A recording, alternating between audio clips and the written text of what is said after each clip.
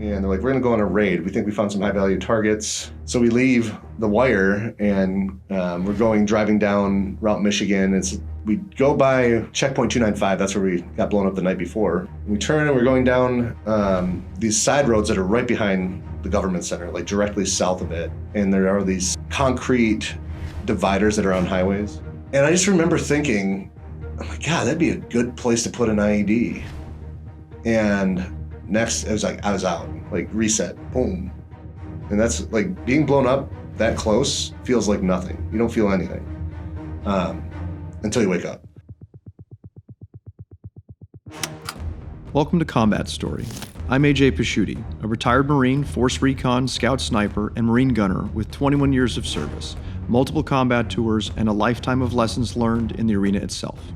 On this show, I sit down with warriors from every front line to uncover what combat truly feels like and how it shapes the way we see life, each other, and ourselves. This is Combat Story. Today on Combat Story, we're joined by Joshua Shores, a Marine Infantry combat veteran, Purple Heart recipient, former Marine Raider, and retired firefighter. And he's the author of Counting on Death, a Marine infantryman's journey from the front lines of combat to the fight for peace. Josh served 4.5 years in the Marine Corps with combat deployments to Iraq and Afghanistan, including time with the 1st Marine Special Operations Battalion.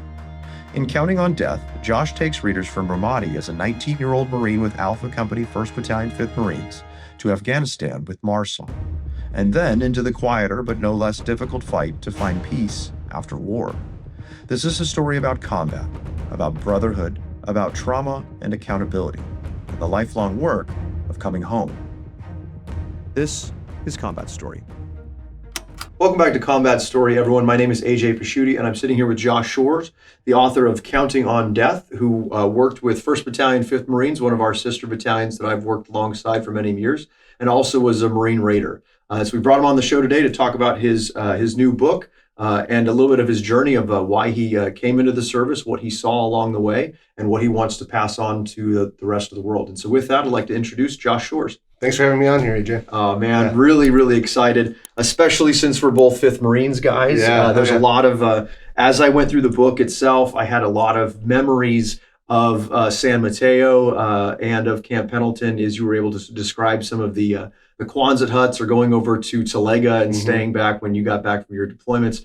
Really, both fond and some less fond memories that I've had.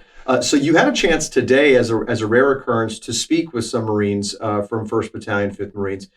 Today, specifically, can you tell us a little bit more about that experience? Yeah, it was awesome. So I knew I was coming out here, obviously, to do the podcast, and I said, well, if I'm coming out, maybe I could bring some books to donate to 1-5 and try, my point of writing this is to try to get younger Marines and younger combatants to read it, read and maybe learn from some of my mistakes. And so I set it up with the 1-5 Association president, Ryan Ackerman. Oh, yeah. And I was like, hey, I'm going to come out there. Do you think you could link me up or try to put me in touch with someone so I can donate these books? Well, it turned out to be this a speaking event. And so and I knew that before going into it, but not to volunteer for anything in the Marine Corps, right? Exactly. I forgot about that. And I didn't even get voluntold. I really screwed myself.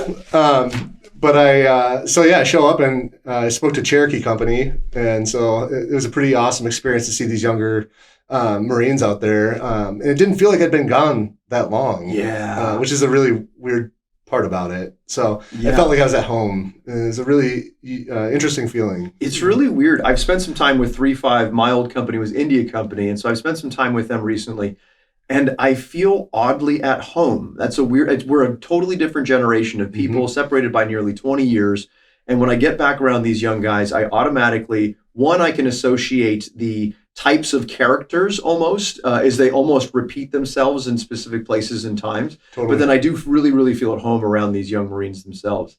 Did you have any today that kind of resonated with you or kind of brought back some memories? No, just the faces. I think it's just seeing, a lot of people remind me of some of the guys I served with, right? Or you just see the faces looking at you. And, I made the joke while I was talking to them and said, well, thanks for taking the time to listen to a washed-up GWAT vet. Because I'm realizing, we're the old dudes now. When did that happen? I don't know. I look at their faces and it's I'm not that old. Yeah, but then I'm thinking, well, some of these guys weren't even born. when I was in Ramadi. Right. For us, our generation's like where were you moment was 9/11, Yes. of which you talk about in the book. A lot of these guys weren't alive during that time frame, no fault of their own, No. but very different for sure, being able to talk to a generation that I would say their reasons for joining may be the same, or they may be different based on the time frame and the way the world was at the time when we fell into that. So I'll take you into some questions that I have for the introduction of the book. Sure. I really did enjoyed reading through your book. I think it's very well written. I think that you cover a lot of very, very, very hard topics. And I'd like to, first of all, thank you for covering some of the topics that you did, because these are things that are not normally talked about. I know that when we go, and a lot of memoirs that I've read about war often have this form of nostalgia where we kind of glaze over the bad times and talk with a sense of like 2020 vision, looking at only the good. You uncover and you really detail a lot of the moments of your beginnings in the Marine Corps that were less than savory. Can you describe the early, what I would consider the boot culture in the Marine Corps when you first got to your unit? Yeah, I mean, it was to like go back to not even 1-5, because I went to First Recon first, right? Yeah. So I had, but going there, I think the first week I was there, I was present for Eric Cooker, is that right, his name? His Brown Star Award. And to sit there with these like legendary recon guys, and it's just like, where am I? Right. And it's like the bar is way up here, right? And at that point in the war, I had Gunny Swore, was at the time, and he's like, "You guys are all going to miss the war. It's it's going to be done by the time you're done training at First Recon." And that, I mean, he said that not wanting us to quit, but I was like, "Well, I don't want to do this then. I want to go to the war." Right. Like naively, right? Right. And that kind of helped seal my decision on being like, I'm done. I want to go to one of the ones, because he said if you drop out, you're going to go to one of the battalions that's in the Triangle of Death. And I was like, cool, right? Oh God, us cool, being right? young men being like, wait a second, I get 9 more months of training, not knowing if I'm going to make it or not through training, and then I finish all this, and then I'm going to miss the war, right? Or I can go to the Triangle of Death, right? And you're like, why would I? Again, now being hindsight, what it is, right? We can look back and go, God, what an interesting decision, that we made at the time to be able to run towards that. So, part of the bravery was, you mentioned that you went into recon and decided that wasn't a place for you. Again, a part of the bravery that I think that you recognize in the book is to mention, your failures, to mention these times where you didn't accomplish something that you wanted to. Now, the great part of the story is having read the book, is I know that you got to accomplish even something as good or greater, right, later on in your career. But that's very, very hard to see as a young man. Yeah. Either of it would have, either decision would have been, with how the war went, kind of turmoil, and you can't foresee that, but right. But yeah, so that led me to 1-5, and I get to 1-5. He told us where we were going, and I remember getting to Alpha Company. So we get to Alpha Company, and everyone there they just came off leave from the Fallujah tour. And so, I mean, that's like true door to door, just kind of conventional, everyone leave and we're going to kill everyone that's left, warfare. And then we also had OIF-1 vets. And the first casualty of the entire war, the first killed in action, was Lieutenant Childers from Alpha Company. And so that bar was even higher than, the one I came from Recon, of the expectation of what it was for us as new Marines, as boots. Wow. And so they're like, you have a lot to live up to, and they list all the reasons, and my friend Marty Mortensen, I talk about in that book, they're like, this is Mad Dog Marty, he got a NAM for pulling down machine gun fire and all, it's like, and I'm just trying to be a boot. Right. I'm just trying to figure my way through this whole thing. How do I not fail you guys? Yeah, and you're surrounded by these like literal living legends. They are, as you're going through that. That must have been a heavy weight as you're kind of going through that. I suffer from the same thing myself. Yep. Fortunately, I don't know if the cameras can really pick up, but he's like 9 feet tall, so that probably helps a little bit with the stature size. But I do understand that. And there was a a heavy burden of not wanting to fail these, or not wanting to live up to the expectations of these other Marines around you. Yeah, you don't want to fail yourself or them, in a sense, and so so that was a burden that I think a lot of people don't realize, at least in that culture and that time frame in the war, of like you're getting to this new unit, you're excited, but it's also like your expectations are next level. Yeah, and because the consequences are very real, right? Yeah. You're able to recognize that young Marines, enlisted and officers, the realities of it. They didn't come home, mistakes happened or war happened and people got killed or maimed, and then couldn't come home from that. And so now you're having to be able to face this very, very heavy realities. You talked briefly on your childhood, and it was really fun to kind of go through. You had a very, what you said was a really, good childhood as you went through, Wisconsin, if I'm not mistaken, right? Can you take us through a little bit of that before 9/11? Yeah, before 9/11, I lived in a small kind of farming community. Yeah. My parents moved there from California. I was actually born here. Hey, right on. Yeah, and then moved out there, and they lived in the area, and we just kind of made that our home. And it was your like riding your bicycle around Goonies style. Like that was it, man. Like I lived in a neighborhood. We just played and did everything that you do as a kid back in the early 90s, And so it was great. I didn't really touch much on that because like looking at the book too, in terms of like the actual book, right? When I first saw it, I remember thinking, oh, it's a little smaller than I thought it would be, and so I thought about it, and because I had reviewed it and went back and forth, as you know. But it was just, that's what it needed to be. I didn't want it to be more than that. I didn't want to add, I could have added more about the childhood and everything, but I wanted to get to the meat and potatoes of it. Well, I think it's fantastic. Again, it shows what I was able to read, and you do mention your childhood as part of that. I was able to pick up parallels that I'm from Northern California, but I lived a very similar type, childhood. Again, riding around on bikes, figuring your way out, coming home when the street lights came on, that kind of thing, right? Being young and rambunctious and kind of alive and free because, 9/11 hadn't happened yet. And so 9/11 happens and you're a sophomore, if I'm not mistaken. Correct. Yep. Take me through that. Yeah, we were just sitting in art. I was in industrial graphics class. Okay. So we're just like sitting there, and they came over the the loudspeaker in the school, and they said, everyone needs to turn the TV on to channel whatever it was, 5. And we turn it on, and there's one of the Twin Towers is smoking, and we're all like, what's going on? And we watched, I think we turned it on, and there was only a couple more minutes, and the second plane hit, and we all said, like, we were confused as young kids, but the teachers, like, this is an attack, and then we all start talking, like, what does that mean even? And so it was interesting because I talk about this in the book, but I was in an art class at the time, and I wanted to do a picture of a sniper, like draw a picture of a sniper, right? And the art teacher's like, we don't have a reason to do that. Let's think outside the box, because everyone knew at that time I wanted to be a Marine, right? Or in the military at least. I think I had committed myself to the Marines, but my dad really encouraged me to not just like say, hey, I want to be a Marine just because he was. He's like, broaden your perspective on it and talk to other recruiters, and I did, but I just went back to the Marine Corps. So I was trying to draw this sniper picture, and our teacher said, well, let's do something else. And the next day, 9/11 happened. The next day I go into class, and I said, okay, I'll do something else. And I drew a picture of Afghanistan behind the sniper, the image. And I was like, that's a good reason. Oh, man.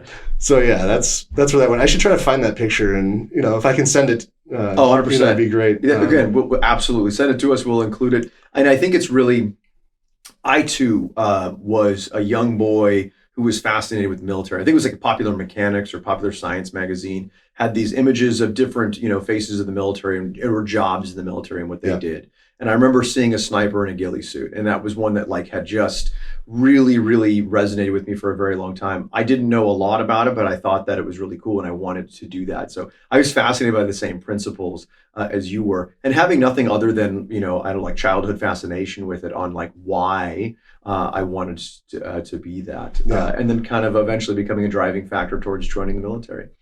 Absolutely. So All right, so now you have to go through the delayed entry program, right? Yep. And have your parents sign the permission slip, effectively. Yeah. How were those conversations with your family? They, like I said, they knew that I wanted to do the military, and my dad never pushed it. Like, you need to do this. It's it was never like an expectation. Like, we'll figure it out, or if you want to go work, but you're just not going to sit here and do nothing. And I said, okay, I understand that. But I always wanted to be in the Marine Corps, and so I wanted to do the delayed entry program. Yep. To just get my foot in the door and get that going. And when I talked to them about it, I found out that I could graduate high school early if I had enough credits. At this time I'm a sophomore or whatever I am. If I had enough credits, I could graduate early and go to boot camp in like February, basically. And so I started planning my entire high school around going to boot camp early. And my parents, my mom had to sign the paper because I was 17 when I joined the delayed entry program, and she was crying when she signed it, but she did it because I told her. I said, Mom, I'm going to do it regardless, and this is exactly what I want to do. And so I really, at the time, even back then, you talk about wanting to quit recon to get to the war. Like, the war was already happening at that point, and I'm just like, I need to, like, if I'm going to serve, I want to serve in the Marine Corps as a grunt doing combat. That's why I else join the Marine Corps. And so, what was the draw? I get asked that question a lot. What was the draw towards wanting to be a frontline infantry Marine? Well, my dad did, and war movies, books. I grew up wearing my dad's camis. Your dad was in the Army? Marine. Yep. Okay. So my grandpa, both, they were Army, World War I and II. And my dad was actually at the tail end of Vietnam with the Maya Gez incident. I don't know if you've read up on that or heard about that. So interesting. It's like, I think that's considered the last battle of Vietnam. Oh, wow. And they actually left Marines behind, which is wild. What? Yeah, it's a really kind of a shady story, But so, like, to have that, I felt like I needed to do my part. And I said, well, if I'm going to do infantry stuff, I want to be one of the best. And at the time, it's all the Few, the Proud, the Marines advertising. Sure. I had the big poster with the dude with his cami makeup on. It's black, And he's in the bush, I know exactly with the. It's over my bed. Yeah, with like the knife on his shoulder. Like, dude, Marine Corps recruiting, man, they are good. They nailed it. So that's, and I love the uniform. And all the recruiters would be like, guys, do you want to be the Army or do you want to be the one the ladies like? Well, that's a good point. Young men are easily swayed, right? Yeah. That's funny. So that's why I chose the Marine Corps. That's fantastic. And grunt, especially, like, I could have done a number of things, but I wanted to be an infantry Marine. I told myself if I was going to do any other job, I would just join a different branch. Yep. So I didn't know when I first joined the Marines that there were any other jobs other than infantry in the Marines. Yeah. I mean, I knew very, very little about the military itself. Didn't do as much research as you did, clearly, before joining. But I thought that all the Marine Corps was just infantry, and the other services helped bring the Marines to bear, on the enemy. Okay.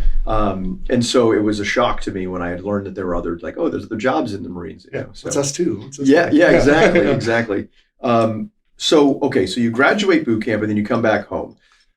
Take me through that story. Yeah. So, well, first off, before, I guess when my dad was signing the papers, I remember sitting at the table with my parents, and they're all voicing their concerns to the recruiter, and he's just wanting to get that signature, right?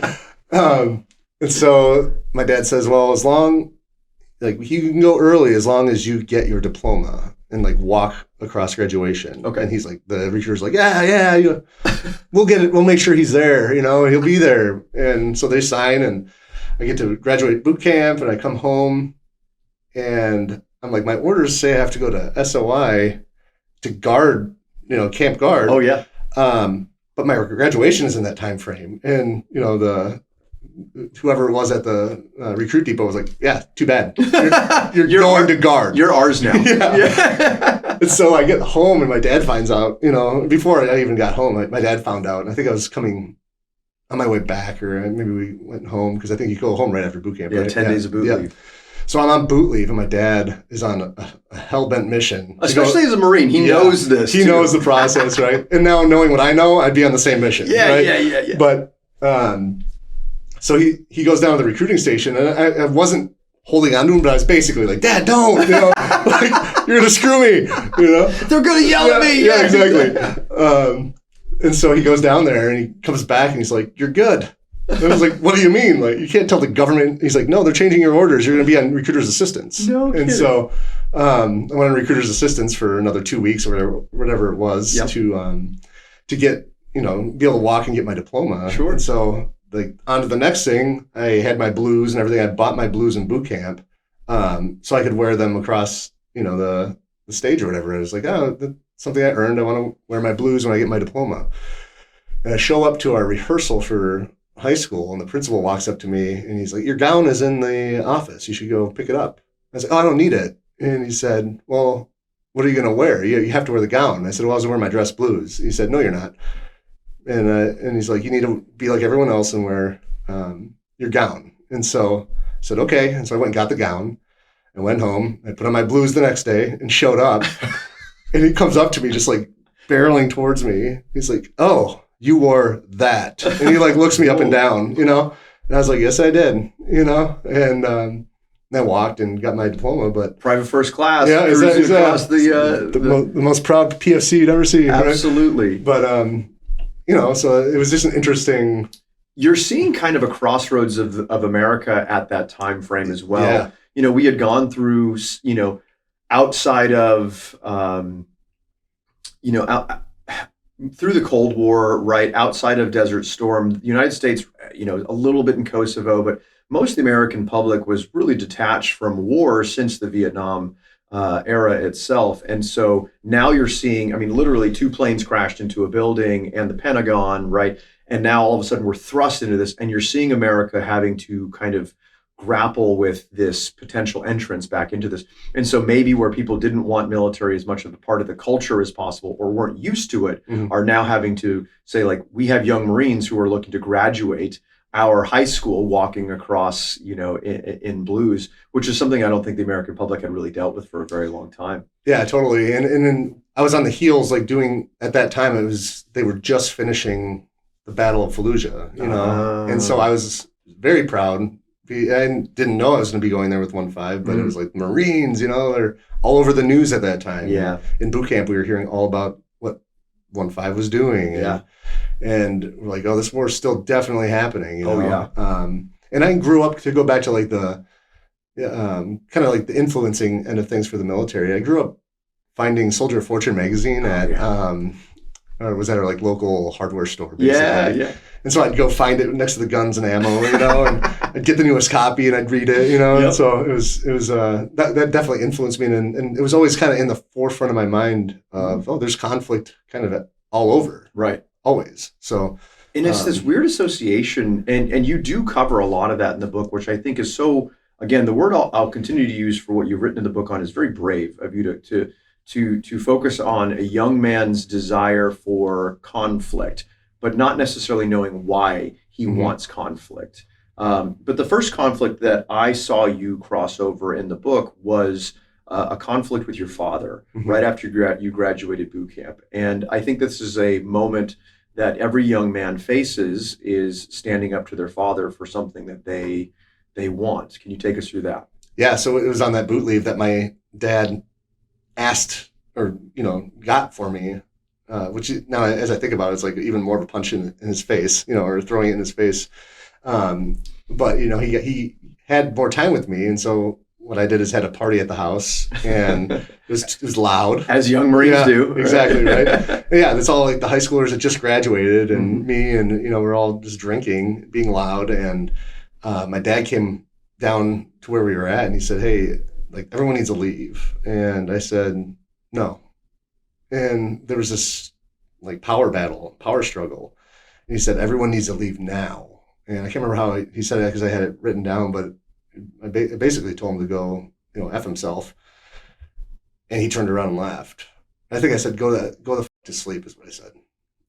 And it just like seeing that reaction, as I'm playing big boy, it's like, oh, wow, that actually hurt, and it's something I held on to as I talk about in the book for the whole deployment. I wanted to say sorry, but I felt so ashamed. It was something I couldn't bring myself to say until I got back. Yeah. After chewing on it on post for 7 months, for months at a time. Yeah. I've crossed that same bridge, and I think it's an integral part of every young adult's life, is to be able to start to see themselves as they're crossing the threshold into manhood or womanhood, whatever that may look like for the person. But specifically with young men, is being able to look at your father and take your own stand.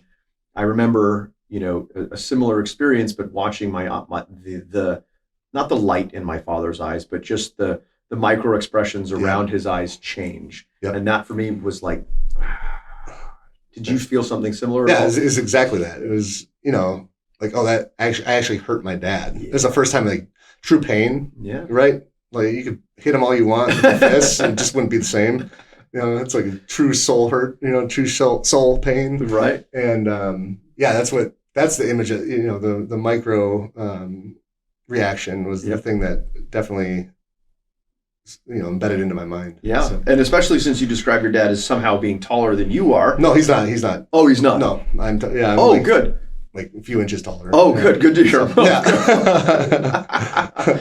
So you're probably you just had a boot camp, so you're probably a beanpole, right? Oh, I was, dude. Like I came out, and I remember being on, I think it was in Oceanside, I was on PB, and everyone talked about In-N-Out throughout boot camp, right? Yeah, I'd never had it. And so we go out and get In-N-Out, and I'm just like starving because I should have probably been a double rad. Yeah. I got out, I was 195, and I went in at 230. And how tall are you? I'm 6'7".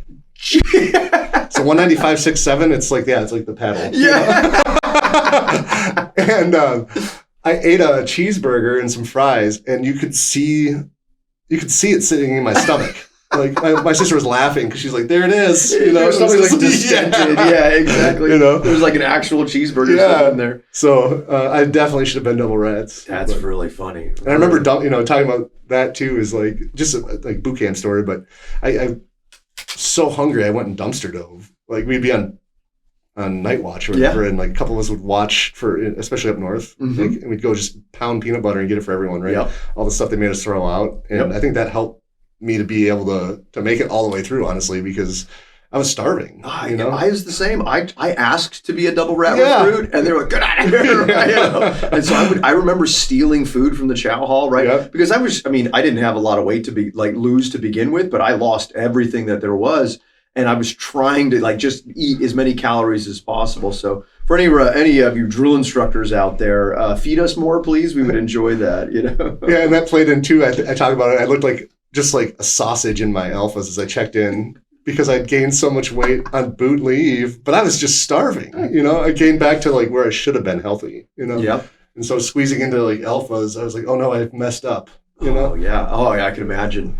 Okay, so now you finish boot leave. Now you come back to base, you go through School of Infantry, you go through recon, you decide recon's not for you, and now you come back to 1-5. Yep. Alpha Company 1-5 specifically. Yep. All right, so take us through kind of your first interactions with 1-5. It was just showing up, and I think they were still on leave. They were still on post-deployment leave. So it was just a lot of us new boots, and then some of the other transfers from like security forces, so senior Marines were there. But when they first started coming back, everyone started trickling in, and I'm starting to hear these war stories, like people running across the street and bullets are shooting off the radio sets, and it's like, what did you guys do? It's wild, and it was very intimidating. And I wasn't afraid of it, but it was just like, holy cow, these guys are the guys. These are legit dudes. Did you want your own form of combat? Yeah, I wanted to be able, you kind of feel left out, right? At least I did. Mm-hmm. And I wanted to be able to speak to that, not knowing what I was really truly asking for. But that was, so there was that feeling of I need to perform. I need to show these guys that I won't turn around and hide, or I won't be a coward. Even though we've already been Marines and all this, there's still those trials that are put in front of you. It's almost like this constant state of trying to prove yourself, not only to yourself, but to the people around you. Yep. And that's this constant tug. I would say it's an internal push, but like an external pull of wanting to be as tougher, as manly, as Marine as everybody else around you. And that you can, almost like look to be trusted or relied upon when Exactly. everything went haywire. Because how do and that's the thing as a young Marine, especially when everyone has the combat experience and they're telling you, you better be doing this and you have to do this. There's no way to prove it unless you do it, right? So how do you really do that except say, I'll be there? You pick up a couple extra pieces of gear, you show them you can carry extra mags, whatever. But there's no really way to do your trial in combat and trial by fire until you're there. Yeah, and then that's a thing that a lot of us, once you get to that, you're like, oh man, this is way less cool than I imagined. Yeah, exactly. What the hell was I thinking? These stakes are real. Yeah, exactly.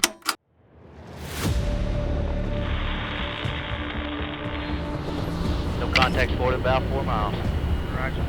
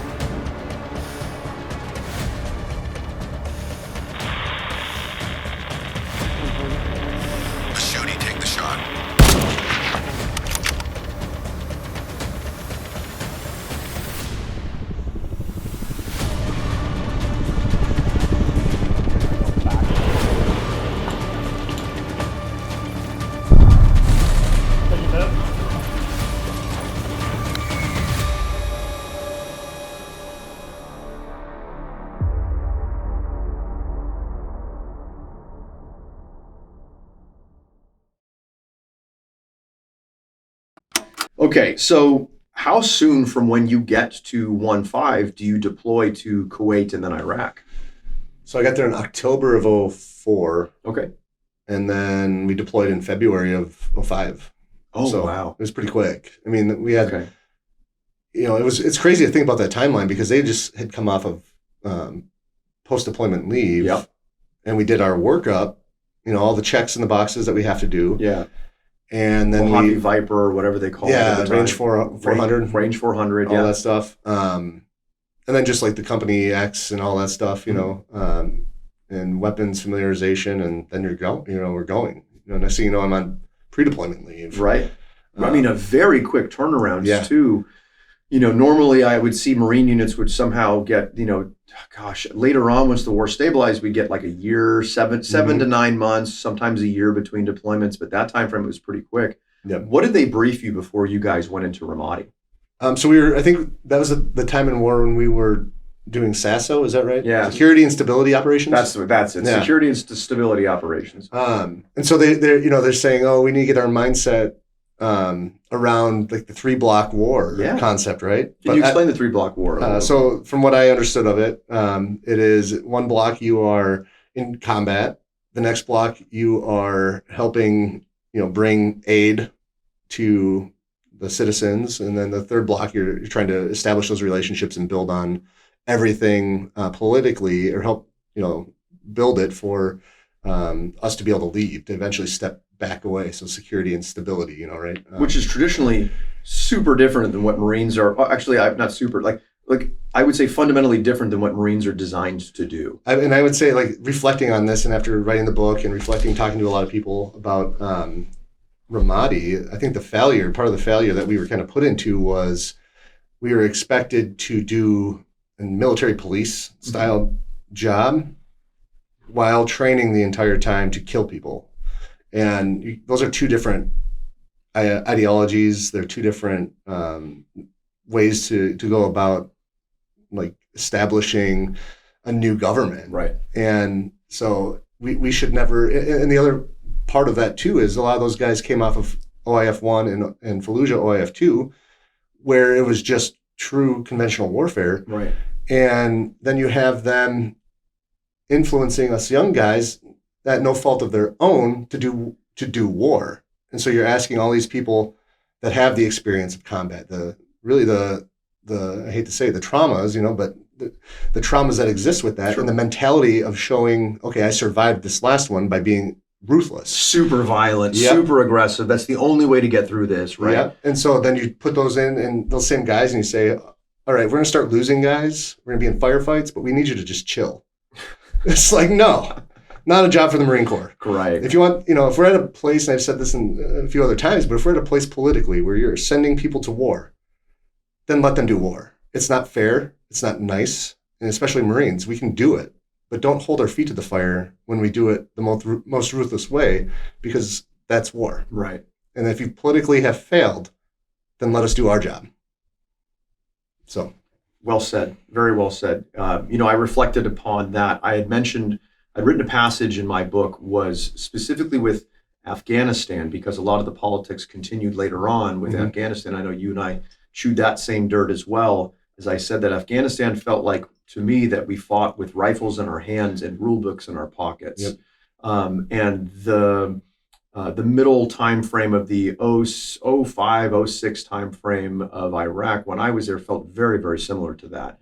Was the thing of which the Marine Corps lauded itself on was its speed and violence of action and our aggression and our ruthless determination for mission accomplishment was being very much like held against us. Yes. Because we would take that and then take that too far from what people would say would be honorable, or what they would see as justifiable for the situation. Marines are not, in my personal opinion, we're not there to be peacekeepers. We're there to be combatants, right? And you're asking a combatant to turn around to be a police officer. Two very, very, very different mindsets. And that's embedded in you from the core of boot camp. Like, what makes the grass grow? Right. Blood. It's not handing out Otis Spunkmeyer muffins and like blankets, right? Toothbrushes. It's not, that's not what we do. I completely agree. And there's this total desensitization that happens in boot camp to killing. To kill. We literally yell, kill, right? To acknowledge a receipt of an order, right? And so we're preconditioned towards this thing, for right or wrong, and people can justify that, or you can duke it out in the comments, whatever people want. But that is what the Marines are built to do. And now you're putting young, prefrontal cortex not developed, young men and young women into a place, predominantly young men, into a place where you're saying, kill, kill, kill, but not kill them all. Yeah, that's what we say. Right, it's our ditties, and the saw, die or die. Right. That's the right amount of trigger time to do a burst on a saw. Yeah, and that's what we learned. I don't know if they still teach that. Oh, very much still do. And they should, in my opinion. Yep. Because we have to have a force as a country, in my opinion, that is ready to kill them all. Right. Otherwise, we will be owned. Yeah. And if we're going to use that force, then we should just expect that that's what's going to happen. Right.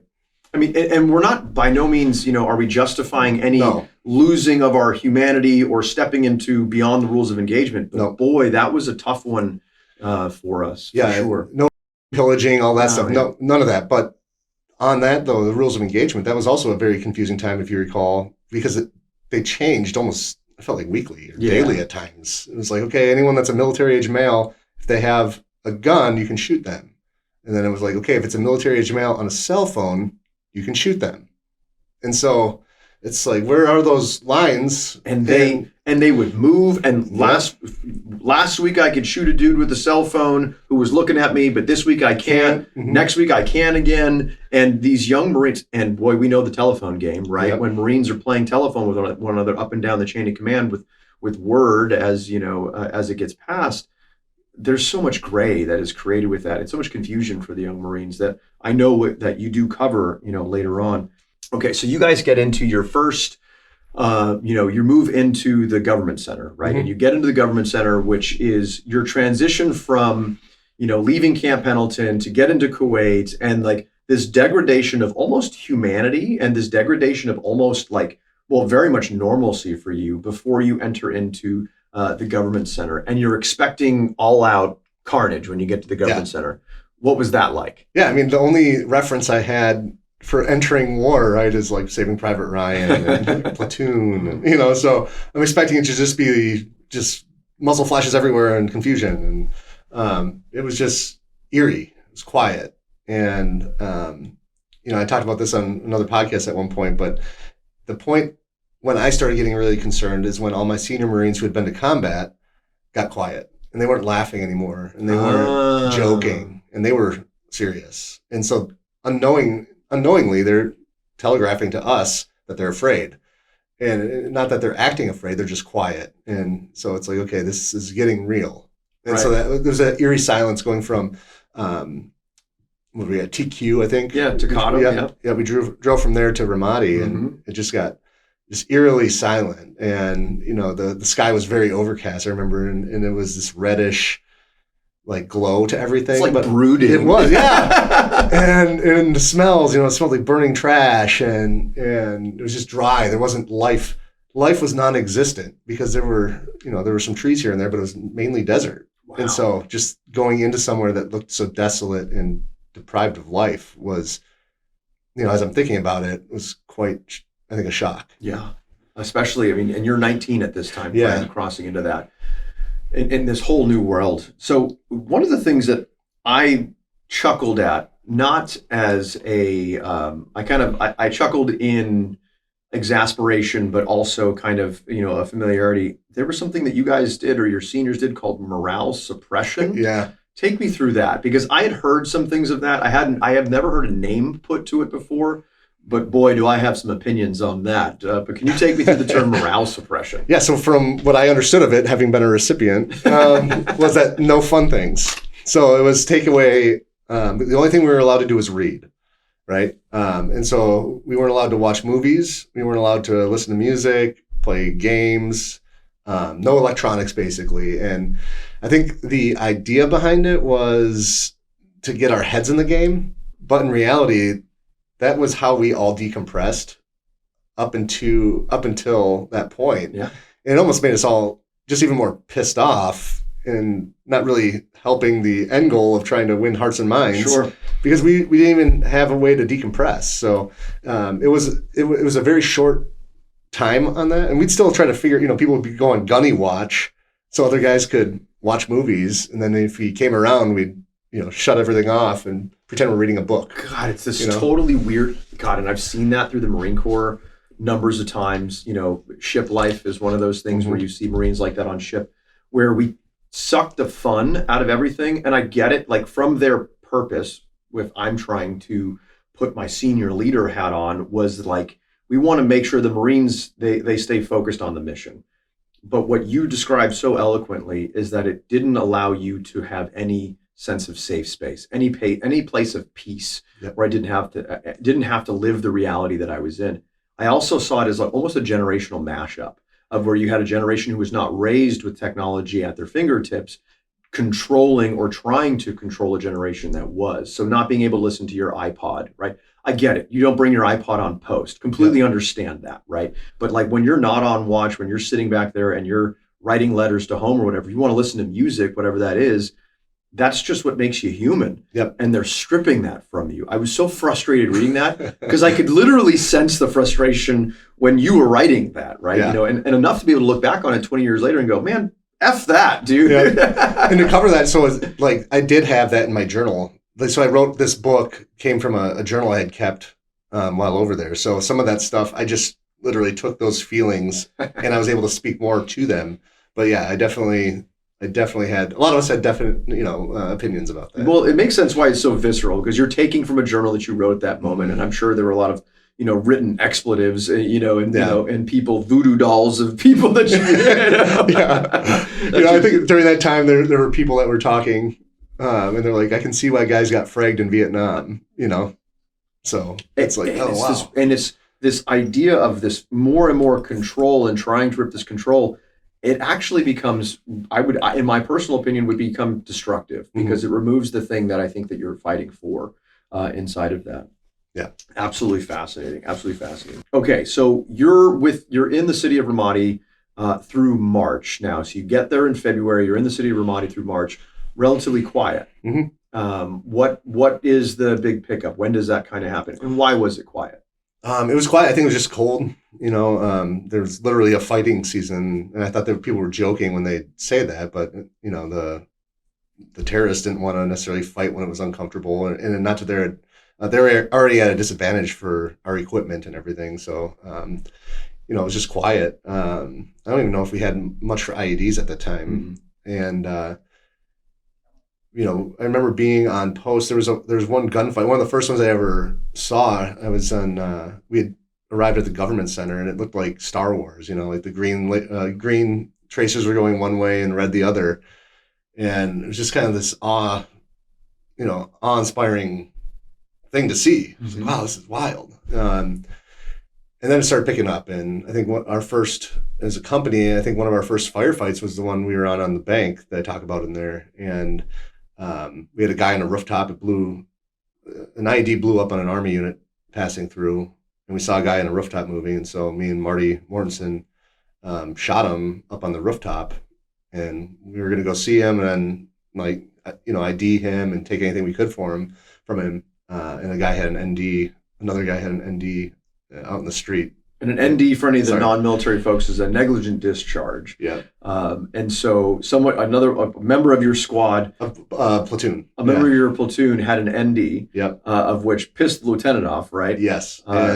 He said, "We're done. We're going back." And we said, "Well, we got to go check this." He said, "No, we're not. We're going back." And he was just, pissed off. Sure. So understandably. Sure. It's like one of the biggest things you can do wrong as a Marine is have an ND. I don't know that there are very few things that you can do worse than an ND as a Marine. But unfortunately you do see it. It is more common because, accidents happen at specific times. But this was their second? It was their second. He had a saw. Oh, so it's an open bolt, it's an open bolt ND. And it impacted right next to the lieutenant's foot. Oh no. Because he was kind of standing outside the vehicle and went to get in. I don't remember if he opened the feed tray cover while it was still in condition 1, And so when you open it, if the bolt is locked to the rear, it slides forward. Yep. So I think that's what happened. Yeah. Which is, the kid was confused and all that, but still. Dang. Yeah. So that next firefight, it was a few days later. We were just driving through the souk or the marketplace of the city. What was the souk like? Think very tight corridors from like multi-story buildings. Oh wow! And then wires like strewn about overhead, and then like these shade sheets, kind of like these half shade sheets. I don't know what they were. It was just a mess. Think of a rat's nest, hanging over your head. I'm thinking like the Disney movie Aladdin, where they have like the market, but with a whole bunch of wires. Because it's like they're stealing power from their neighbor and stealing TV from their neighbor, and then so you're looking up to try not to get whipped in the face when you're driving through there, and when you're walking, it's high enough. But and then on the streets on below, the terrorists had destroyed the sewer system in Ramadi, and so every night the streets would fill with sewer water. There's this like black death. It's like this black sludge, and it would slowly drain down as the day went on, but every night it would fill back up. And so you'd be walking through that and your feet would get wet with like sewage water. Yeah. And so it was just like the city wanted to get you, not even just the people, and then you walk through the souk and there's meat that's out for sale, and there are flies just pasted to it. And the shop owners are trying to keep them off with like a palm frond, but they just go around it and land back on it. And, for me, coming from a first world country, that was kind of the culture shock at that alone, butchering animals in the street in front of us. It was just like, wow, this is different. It's a really weird phenomenon to see that, right? I would just say a lot of the cold realities even like of how we get our meat, right? Yes. And like how we slaughter animals and things that we are just so distant from in the United States. Like most people in the United States think chicken comes wrapped in plastic, right? That's how it's made, right? And then you describe, watching an animal get killed and just that almost, watching the animal's eyes, right? That was pretty telling, for what was about to happen through the rest of the book itself. Yeah, just bleak death kind of everywhere, How does that shape you as a 19-year-old kind of seeing all this stuff? So you have this worldview growing up in the United States where we have regardless of however people get mad at whatever's going on in the United States, we have it pretty good, right? And then you step over into Iraq and now you're seeing like their reality is completely different than our own. I remember coming back from Iraq and just being so confused as to why people were complaining about some of the things I heard them complaining about. Mm. And I was 19 at the time, right? 20, just turned 20 a couple days after I got back. Mm-hmm. But I was like, we have it so good here. How do we have problems? Yeah. And was shaped from that, from all those little events that built up to paint a picture of what that country was, Yeah. you know, which is just, you know, not as civilized. Right. You know, I was surprised at times how civilized it felt, you know, walking into a house and seeing Twister, the movie with, you know, Bill Paxton, you know, and they're all watching Twister. And I'm like, what? Like, that was my favorite movie. One of my favorite movies growing up, you know? And then you like, walk out in the street and there's like feces everywhere, right. you know? And so it was just this really weird juxtaposition of that culture. And so you see all those things growing up, or, you know, going through that. And it just, as a 19-year-old, I think you say, I do not know anywhere near as much as I thought I did. Yes, that's very well. I mean, that's exactly right. Like almost like bubble popping, right? Is you have this idea of what the world is, and then you're walking through a souk in Iraq, being like, I have no idea. Yeah, they didn't show that in Aladdin. They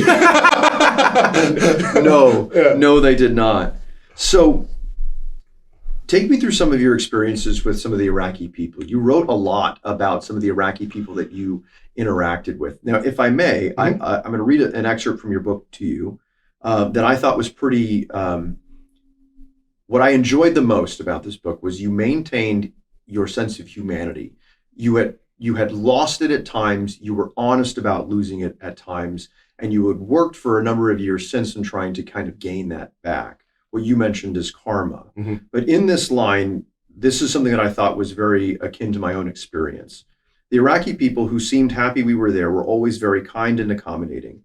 Chai, they would ask, offering us tea. Some were more happy we were keeping insurgents out of their neighborhood. The chai prepared for us was very good. I sure miss it. I don't know if it actually tasted great or if the situations we found ourselves in made it taste all the better. It felt human and helped to bring light to us, even if for a moment. It always made me feel good to know that some people appreciated what we were doing, even as I doubted our reasons for being there. Take me through why you wrote that sentence and what brought that to life. Because I think it's easy in a lot of war movies that in books that you read to overlook those details that make the enemy human. And I'm not saying that Iraqi people were our enemy, but we didn't know who the enemy was. And so to like bring that center and try to level the opinion that we had is kind of like a way to check yourself and make sure you're not like blanket labeling people as enemy. Right. So, just try to bring the human aspect of what we were actually doing there, because you know, even while we were there, it's like, what are we doing? Yeah. You know, there was a lot of that where you're a young, smart man who's kind of wondering what our place is in the world, what our place is in the war, right? How are my actions justifiably helping our political or our strategic end game here?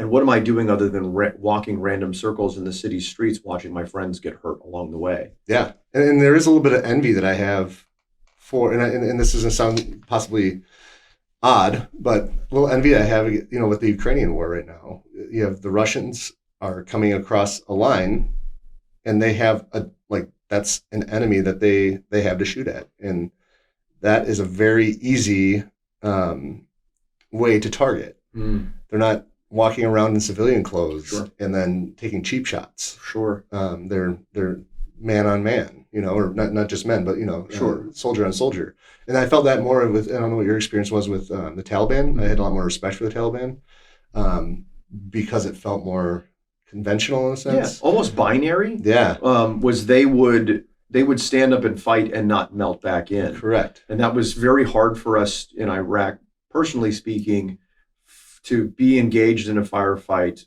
not be able to really see the enemy, to go pursue the enemy and find only women and children or non-combatants, and then be frustrated because now you've got a wounded Marine or a killed Marine that you cannot justify his death or their death because you can't quantify that with an enemy combatant also being, you know, there's no retribution, there's no justice, it's just frustration constantly. Yeah. And you look at like the Geneva Conventions, right? It's like no revenge killings. It's like, okay, so I'm going to go around and kill someone at time, right? As an enemy, right? I'm going to go kill someone, and then you're never going to be able to address that. Like that, what a mind destroying way to kind of defeat the enemy. They know our rules of engagement. And I don't know if that, I don't doubt that wasn't intended at some point. 100%. You know? It's a war of attrition, but the attrition wasn't numbers. It was our minds, right? Correct. It was our will to fight, right? Yep. And I think that a lot of people had watched How to Fight a Giant, Yep. and through Death from a Thousand Cuts, right? Or our ability to want to make war. And I think the War of the Mind, very, very poignant, very, very strong. So I think a moment where I saw a ton of compassion, and again, I read a lot of these books, and I am so drawn when people are able to capture the moments of compassion or confusion that they're able to see in their own experience.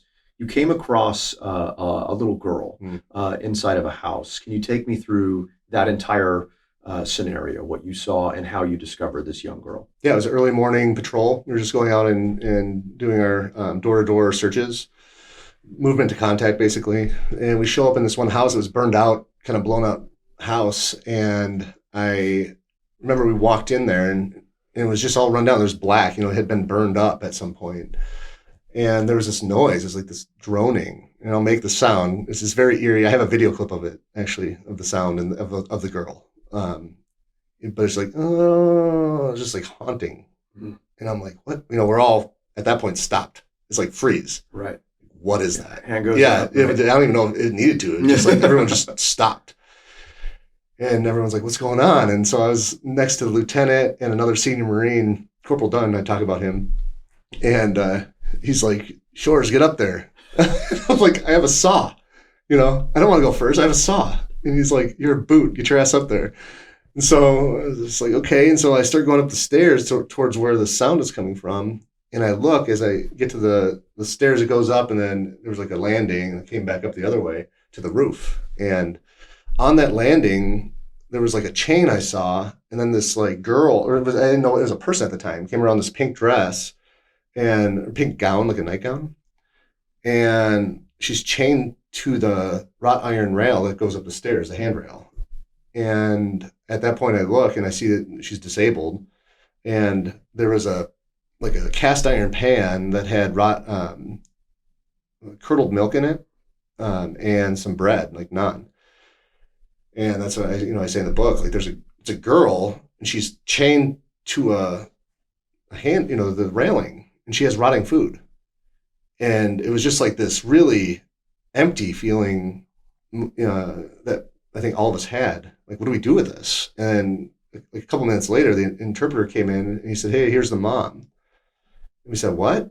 And what happened is she was a disabled girl, and they had no way to care for her. There's no social services, or there weren't any at the time. And so what they did is they chained her to that area and like fed her like a feral dog. It's really sad, and it's heartbreaking. And it was interesting as I read Scott Husing's Echo and Ramadi book.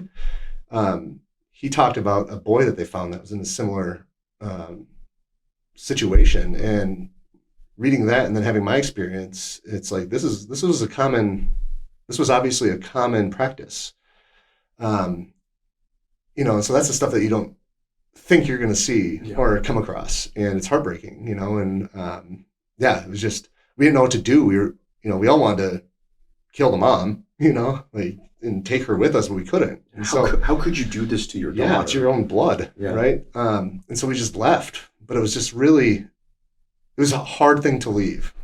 What do you do with that? Again, because you're Marines and it's not your job to solve that problem. We faced, I saw the same type of thing in the stretch between Fallujah and south towards Amaria. Route Iron. And so Ramadi was over on Route Michigan, if I'm not mistaken, and Iron was south of Fallujah. So the same thing, a young boy chained up by his ankle outside, and barking at us like a feral animal. Yep. I have never seen Marines more enraged. Yeah. Because there's a different kind of rage that Marines had when in a gunfight, when trying to kill an enemy. But the feeling that those Marines felt and the discipline that the leadership showed, that the young Americans showed when they found that boy's father, Mm-hmm. and who had him chained outside like an animal, literally next to the animals, defecating on himself, living in his own squalor.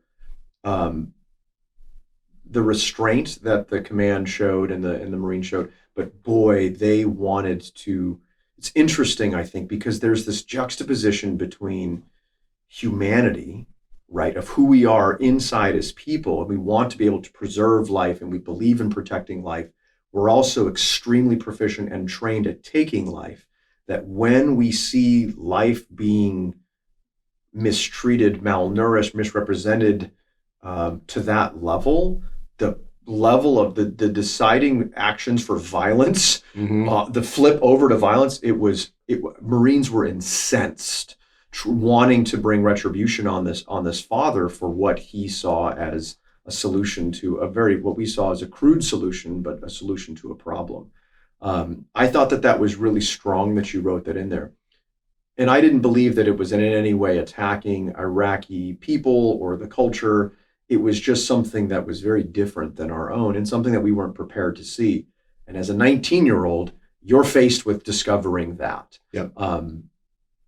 Did that stick with you? Did those images, do those memories, do you still think about that? Are there things that you think you could have done differently in that? Or is this just something that you recognize as part of the way of a culture that wasn't our own? It sticks with me. There's no doubt with that. I understand that we had our mission and we had the resources we had, and we couldn't do anything. So that was a hard thing to have to walk away from. Mm-hmm. But I accept that that's just what the situation was. We can't save every disabled child if that's how they were being treated. It was just a very hard reality to witness. And especially now having kids, it's like, you can't imagine even, having a disabled child and then just treating them like worse than a dog. I don't chain my dog up at home, like in the house. It'd be different if it's outside, but not a person. Right. So it was just a very unsettling reality. Yeah. Well, I appreciate you putting that in the book. I appreciate you kind of going through that mental, struggle. I think it was a very hard but very real portion of something that a lot of us experienced, and not a lot of us have written about that. So thanks for putting that in there. Getting older hits you in these little ambushes you don't see coming. One day you wake up and the knees sound like you're stepping on a bag of pretzels. Recovery takes longer than the workout itself, and the hairline, well, it starts its own retrograde operation. I felt all of that, especially after years of wear and tear overseas and in training, which is exactly why I'm obsessed with Bubs Naturals. Not because someone handed me a script, but because it actually helped me feel like I took some ground back. Most people don't realize this, but somewhere in your mid-20s, your body quietly starts producing less collagen every year. And collagen is basically the connective tissue of your life. It keeps your joints moving, your skin healthy, your hair and nails strong. Once it drops, you feel it. Bubs collagen peptides have been a way to rebuild some of what time, and in my case, the Marine Corps took out of me. My joints hurt less, recovery feels cleaner, and even small things like nails and skin look healthier. It's not magic, it's just replacing what your body stopped making. And it couldn't be easier. I throw one scoop into my morning coffee, it dissolves instantly. No grit, no taste, no weird science experiment texture, just coffee that happens to make me feel noticeably better. But here's where Bubs is different from every other supplement company out there. The entire brand is a tribute to Glenn "Bub" Doherty, a Navy SEAL who gave his life saving Americans in Benghazi. Glenn was the kind of guy who dedicated himself to lifting others up, and that ethos is the backbone of this company. They donate 10% of all profits to charity, starting with the Glenn Doherty Memorial Foundation. And they back up that legacy with standards most companies won't even attempt. No sugar, no fillers, no junk. Third-party tested, NSF certified for sport. If you want to live better longer, Bubs is giving our listeners 20% off for a limited time. Just head to bubsnaturals.com and use the code COMBAT at checkout. And after you order, they'll ask you where you heard about them. Please make sure to tell them it was Combat Story. It genuinely supports the show and helps us keep bringing these conversations to you. And now, back to our show. I'm blown away. Like a lot of these things, kind of like going through my own, I write a lot. It's hard because I very much love the Marine Corps. I love a lot of things about it. But because I love it doesn't mean I'm blind to it, right? It means that I can love something and still think that it needs to get fixed in certain ways, or some of the cultural things need to die. Yep. On that. One of the pieces that really stuck out to me, and I'm so glad you wrote it in here, was one of the Marines asking for working parties and talking about two bodies. Yeah. Can you explain that to me? Yeah, so we had a Marine from a different platoon that would go around. It's kind of like a working party corporal. Ain't no party like a working party. That's right. I never knew what a working party was until I got the Marine Corps, and it's not a party. I thought That's not at all. Yeah. There's no pizza. But he'd go around and he'd ask, this corporal would go around and ask for two bodies, and he'd say, two bodies.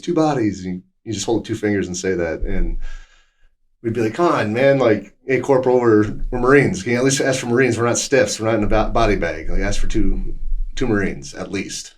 And so we'd all try to hide in the Quonset huts that we were in, like the squad bays we were in. When he'd come around, we'd see him and we'd all run in, put headphones on, like pop up a screen, because at that point the morale suppression stuff was done. Morale suppression was over at this point. The morale suppression only lasted, I feel like, a week or two, but it felt like an eternity. Yeah. And that was right at the beginning. So this guy came around, later, and he'd ask for two bodies, and every one of us would just like hide in the dark, shut all the lights off, so he'd have to come in and you'd see him walking and not want to make eye contact. And he'd just come up and like pull your earbuds off and be like, "You're with me. There's one, one more body." And it's like, come on, man, ask for a Marine. Yeah, right. A couple weeks, months into the deployment, ended up getting shot, I think through the neck. I can't remember where. It didn't kill him, but he went home, and a lot of us were happy about that. It's a weird, like, not gallows humor, but man, I did not like it, and public service announcement, right? For any other Marines or soldiers out there that listen to this, like, don't call people bodies. Don't just call us Marines, man. Like, there is, because now here we are 20 years later, right? I don't know this young Marine's name, right? But there is, like, it's very difficult when you're like, yeah, homie got shot in the neck. And not a lot of us were pissed off that happened, right? Yeah. Because of the way that they made you feel. Just call me a Marine, right? I've got family, I've got friends. I joined for the same reasons you did, or whatever they were, right? Do not associate me as a walking corpse. Yeah, exactly. Yeah, so it's weird. Like, as you reflect on it, it's like, yeah, like we were all.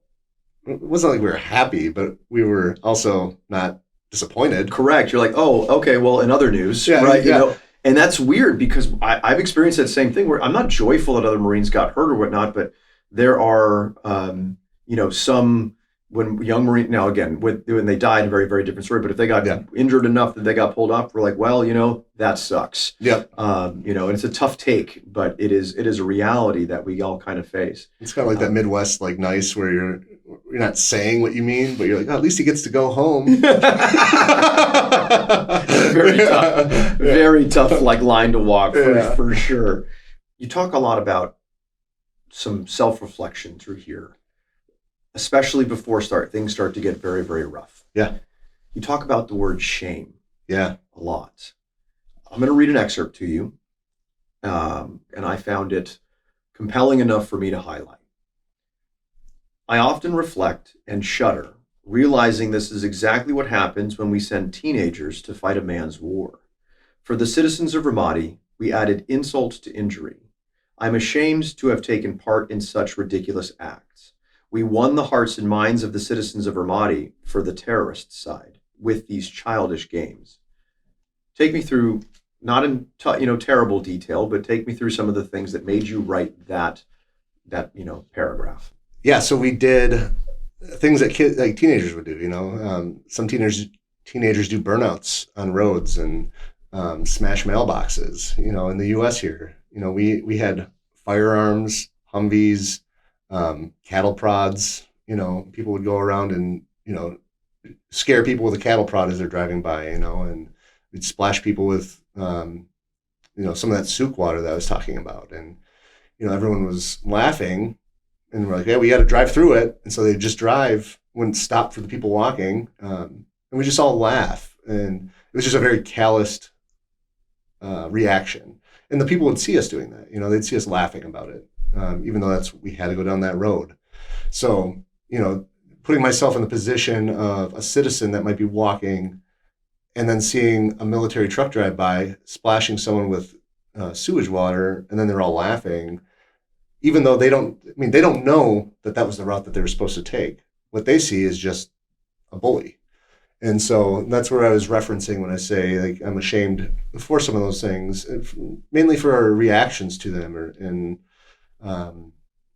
reflecting on it. It's just not how we should have been treating some of the citizens, or any of them, Right. So it's very heavy. Sometimes we look in the mirror and we don't like what we see. Yeah. And I think that, writing is sometimes an opportunity for a reflection. Mm-hmm. And you've very much done that. And it's difficult to, for any of those at home that are listening to this, there's always this very fine line that young men, I believe, have to face, or young warriors have to face, is trying to deal with the pain, deal with the stresses, deal with the realities of where they're at, and a lot of times fear. And I believe that manifests into what I can only quantify as like dipshit, tough guy, trying to one-up each other. Exactly. As any young man or young woman would do in an environment back home, but now they're just given a little bit more leeway when they're in a country where there are very few rules, but so much more stress involved. I am not trying to wash away any of the things that we did. I'm not trying to justify any of the things we did, because I too have memories in my past where I am unhappy. I am ashamed of I would say, some traits of boyhood slipping into where I should have been a man, where I should have had the mental discipline to not do those boyhood pranks. Yeah, and that's what really they are. They're pranks, Correct. To people who didn't find them funny whatsoever. Correct. And like you said, what we did was we pushed these people, what we oftentimes in the military called fence sitters, right? Because they were on one side of the fence or the other. They weren't on either. They were waiting to be told which side of the war effort they wanted to be on. And we do some stupid childish thing born out of boyhood naivete, and we push them to the enemy's side, and now they become potentially an adversary when they should have been an ally. Yep. And we've seen that through history. Yeah, totally. And now to look back on it, it takes a very brave author to be able to write that and confront themselves with that. So thank you for writing that. I do appreciate that. Thanks. Okay, so let's talk about some of your heavier conflict that you saw, the times where you were hit and couldn't strike back. Take me through the IED that you and your brothers are entangled with. Take me through that morning. Take me through that patrol. Why you were there, and kind of what happens along the way. Yeah. So the first one was April 19th, and we were driving on our way back from like an ambush. We'd set up for ambushes and hope that the enemy would walk through with weapons and we'd kill them. But we very rarely, at least our platoon, very rarely had actual enemy come through like a patrol for us to ambush. So they always kind of ended up with us just hanging out with some of the family members that were in the house where we were sitting, and then we just go back to the FOB, or the forward operating base. So on April 19th, we were coming back. It was like 11 o'clock at night, and our Humvees were terrible. Like, they were farmer armor, we called it, but it was quite literally like the Humvees that were from the 90s, that were up armored with this like sheet metal. Up armored-esque. Yeah, and so we're sitting in the back, and the seats were set up like most of the Humvees that we were in for a lot of the troops that would dismount. It was like a pickup truck, so it had like the flatbed in the back, with the two benches that would run on over the wheel well. And then we had Kevlar blankets that they used to help with the blast protection. And then we didn't have a center seat, so you'd have to sit. If you were a saw gunner, it was your job to provide vehicle security. And so we would put an MRE box up on its side and sit on that. And so you're like, your core got really strong because you're constantly trying to keep steady. In body armor, taking turns. With your saw loosely sitting the bipods on the top of a Kevlar armor Humvee, and so you're like sliding. You're just constantly kind of all over the place. So you're basically in the back of a pickup truck, Yep. With Sitting on a box. Sitting on an MRE box turned sideways, so it would be 24 inches high. Yep. And you're the only thing looking over. Everyone else is sitting on benches beside you, right? And you're the saw gunner. Yep. And so this is you running through that. So yeah, we're coming back from that, and there was this corner that was set up perfectly to hit us with IEDs. We had to slow down. It was a choke point. We had to slow down to turn onto Route Michigan from one of the other arterial streets in Ramadi. So we were turning onto Route Michigan, and we just get like blasted with this IED. I don't know what size it was, but like your brain just can't handle that. You kind of like you go into this drunken state, and so like we get hit, and the vehicle all fills with smoke right away, and we're wondering what that was. I'm trying to like breathe and looking, and everyone's like, "Are you okay? Like, is everyone all right?" Right. You do the first like, yeah. You're like, yeah. Everyone said like, "Yeah, we're all good," And then like 30 seconds later, Corporal Dunn, who's in the book, he's like, shit, I think I'm hit. And Marty Mortensen is in the back there, and he takes his flashlight and looks, and I remember him shining it. I'm sitting up on that box, right? And I look back, and there's a light beam, and there's still all this smoke, which we couldn't figure out what it was, right? And I look back, and there's this light beam, and there's smoke coming out of the side of Dunn's boot. It's like, and there's a black mark. And it was like this, that wasn't what was filling the truck. It ended up being a fire extinguisher. Sure. So, but we were all like trying to figure out what that was. But then you see it, and his boot's actually smoking. Oh no. And he's like, he looks at it, and Marty's like, "Yeah, you are hit." And Dunn's like, "Oh shit." And so we pop his boot off. And I remember the first thing was like this nasty foot smell with like iron of blood, So it was like this nasty, and I'm in an open back vehicle. Yeah. So it's like, still smell smell. this guy's, yeah. I love how this guy's wounded. And the first thing that you commented, like, "Oh man, you stink." Sorry, Dunn. We all did though. It was hilarious. And so Dunn was a 120-dayer, and I talk about this in the beginning of the book, but going back to the arriving at 1-5, with that quick deployment and that quick pace, a lot of the Marines that were there were forced to go on this Ramadi tour because we didn't have enough people to staff a battalion. And the way it was is that they were going to do 120 days of our deployment there and then get sent home. Okay. And what happened is a lot of those guys got wounded or killed, and Dunn was one of them, and Marty and Canan were others. So Dunn was on his third tour to combat.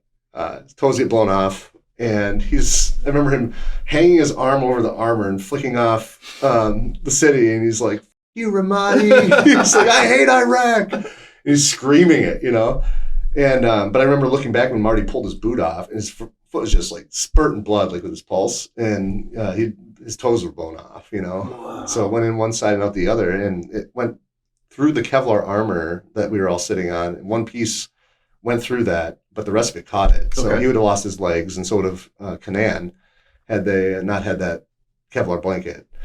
And so we get back, and we're just, ears ringing, all the stuff, shaking, feel sick. Right. And we wake up the next day, it's April 20th, and they're like, "We're going to go on a raid. We think we found some high-value targets." And this, like, they're having this meet near this gas station.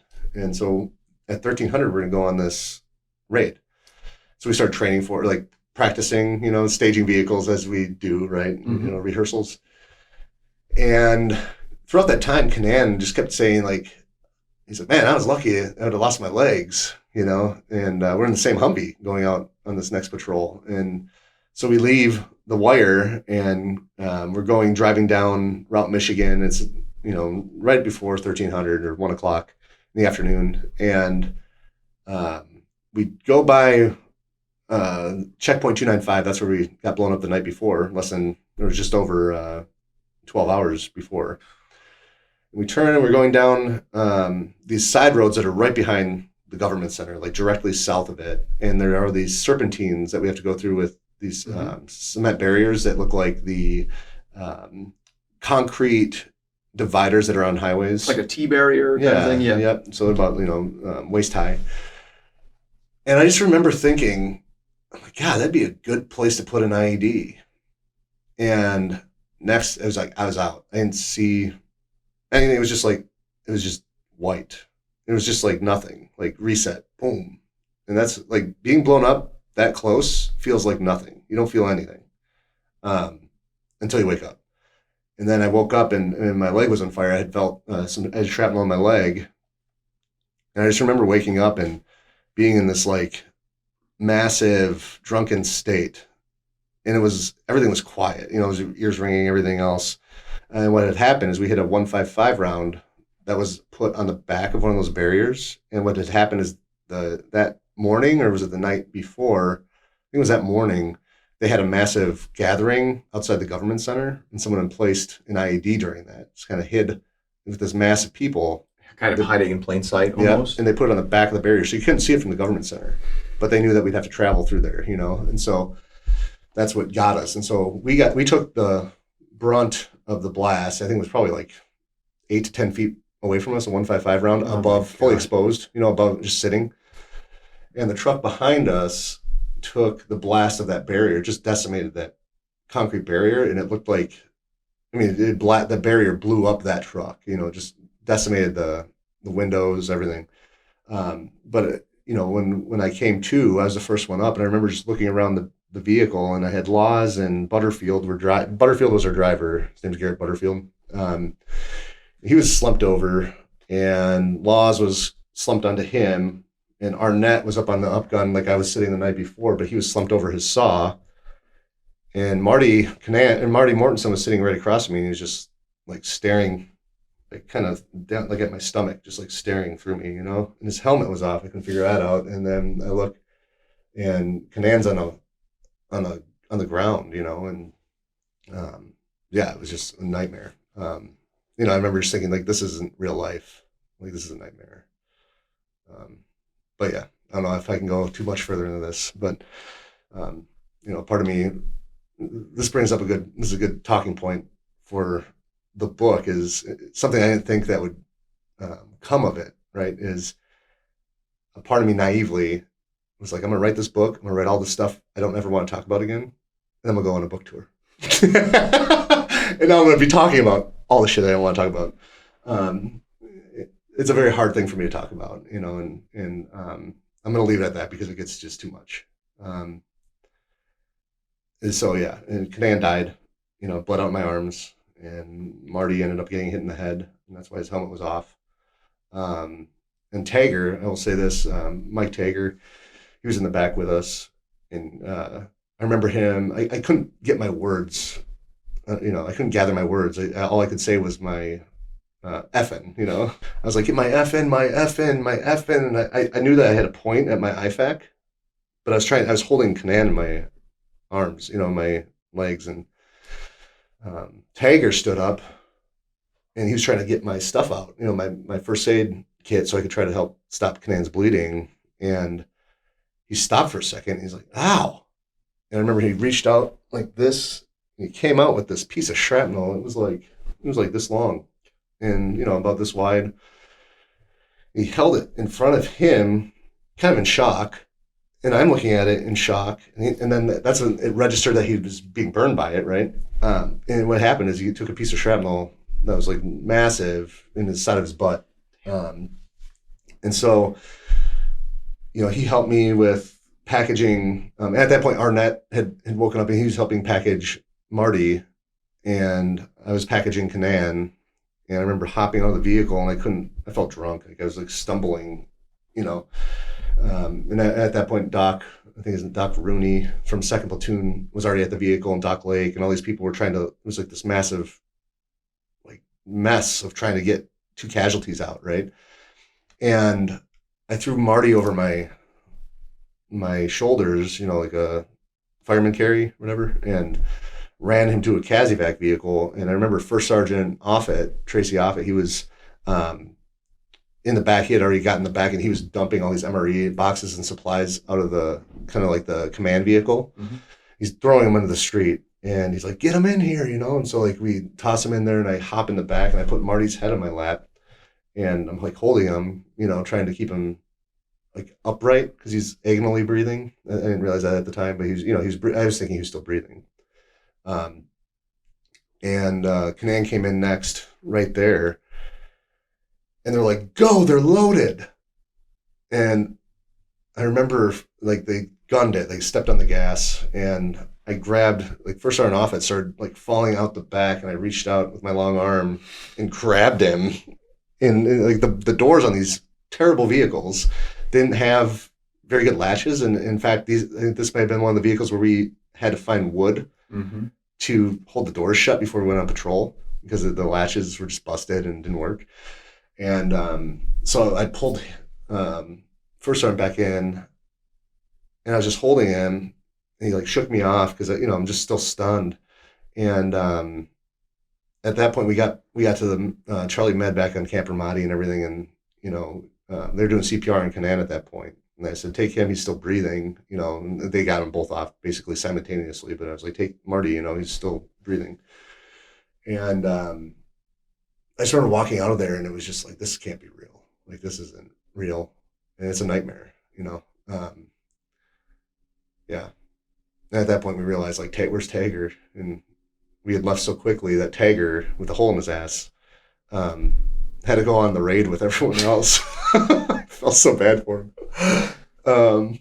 So he was like on the raid, and I remember him trying to convince. I found this out later, but he was trying to convince either Sergeant Laws or someone else, our squad leader, that he was hit. And he finally showed him. He's like, "Oh damn! Why didn't you go on the Kazivac?" He's like, "You left without me." So he got the short end of the stick on that. Yeah. But yeah, it was I think that was the day for me. Like, it was like a reality of what war really is, and it's like, it wasn't ever really fun up until that point. I mean, it was like exciting, but now it's just like, I want to go home. So Thank you for sharing that. I understand how hard it is to talk about these things and to keep reliving that. How did that affect you immediately after? Like, I've dealt with loss as well, and I'm not asking this to be flippant, but I think that one of the things that we're not really trained for or really recognize is the finality of death and how quickly it happens. How did this affect you immediately following? So I know that you guys go back to Camp Ramadi. At this point, you're trying to collect yourselves. Did the war seem different? Did the world seem different? Did it change anything for you, or were you numb? yeah, I was like I said, it was just like, this can't be. Is this real? It was just disbelief. It's like you start the grieving process. You're shoved into the grieving process, and then you're also dragged through the grieving process to continue the fight, right? Yeah. So you don't really have a conventional grieving process that you would, understanding death now, death of people after I got out, and what that looks like for normal people. This was the first time as a person that I had to do a grieving process of a traumatic death, because I do think, there is a difference between a death of someone, let's say, that has cancer that is going to be dying soon, and you have your time to say goodbyes, and you have all that time to process up until that point. But tragic deaths are just hard on their own in the U.S. in a non-war zone, right? Now compound that with, like, you still got to go and be a member of the fighting force, Sure. And so it was a very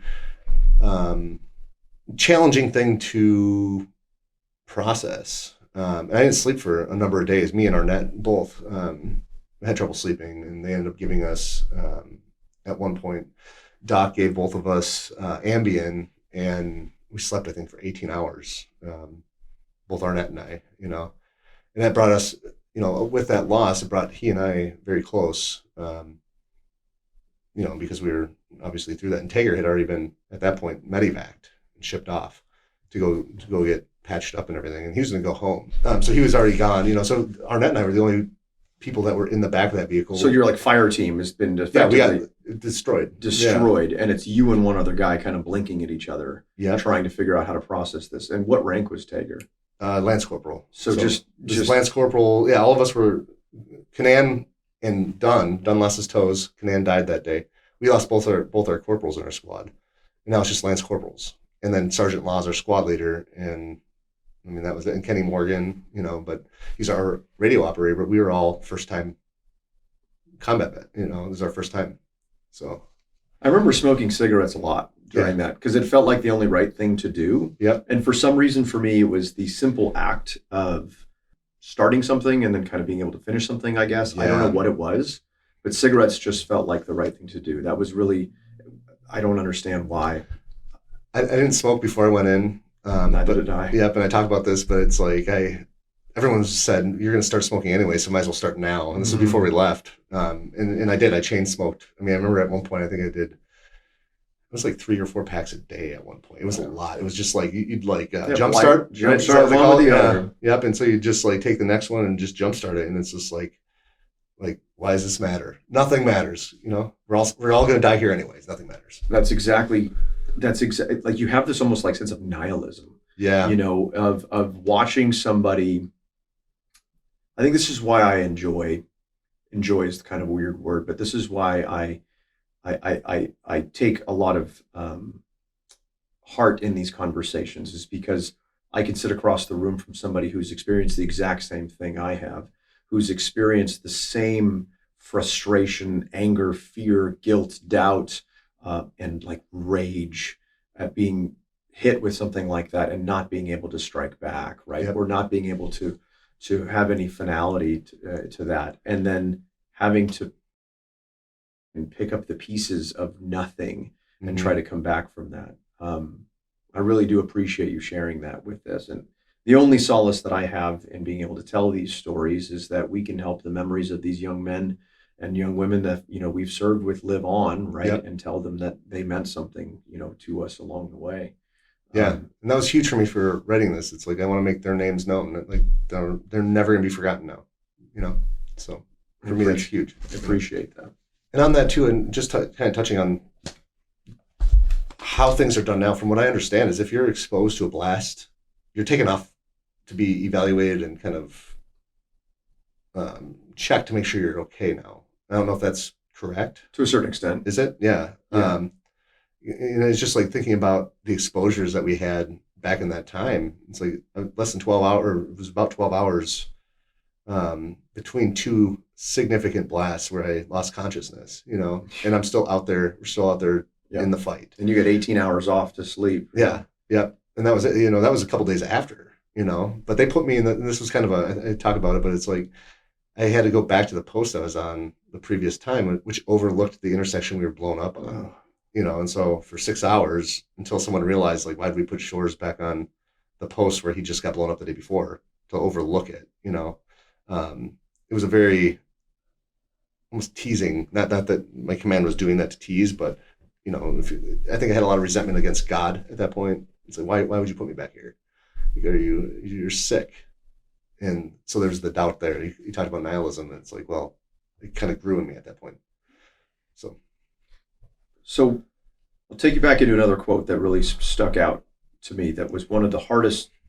Again, I read a lot of these. This was one of the hardest passages that I've been able to read through, because I think that what this spoke to me was a young man having to deal with the realities in a very, very unique way.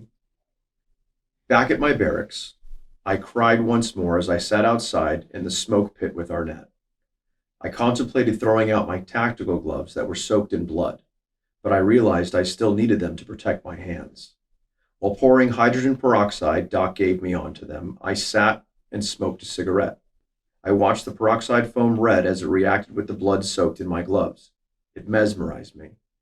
First, I would allow the foam to dissipate and the bubbling sound to cease. Then I would squeeze the blood out of the gloves and once more pour hydrogen peroxide onto them.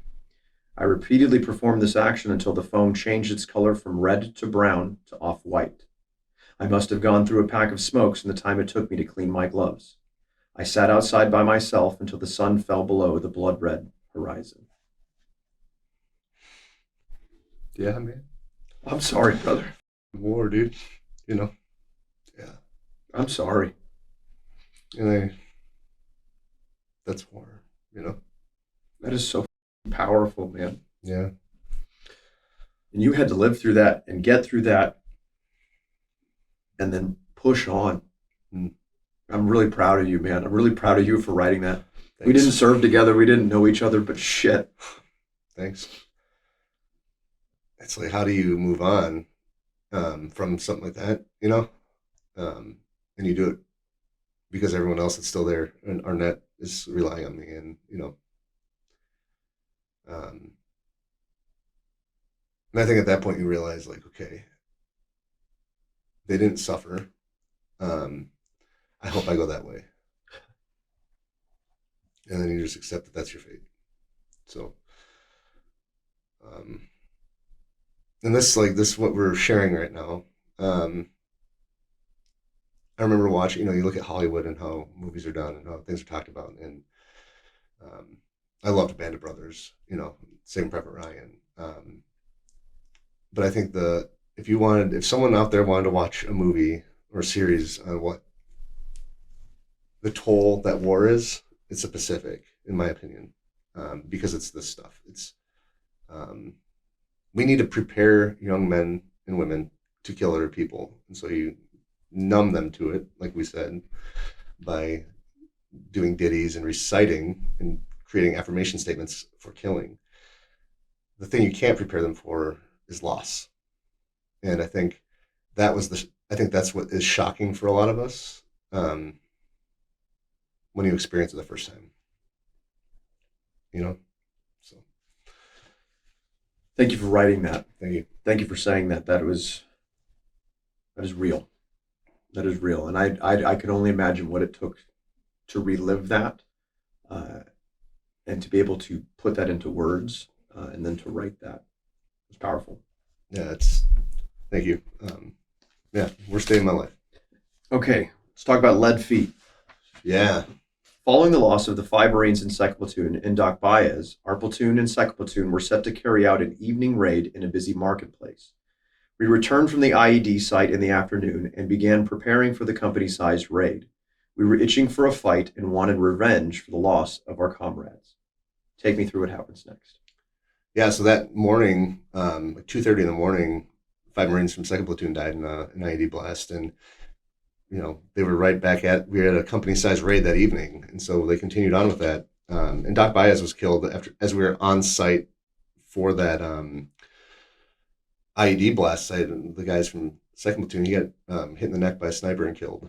And when I was on the rooftop overlooking one of the spots, we were on like an overwatch position. It was so hot out there that the tar that was on the roof was like sticky and it stuck, just like gummed up all of the guys that were up there, our boots.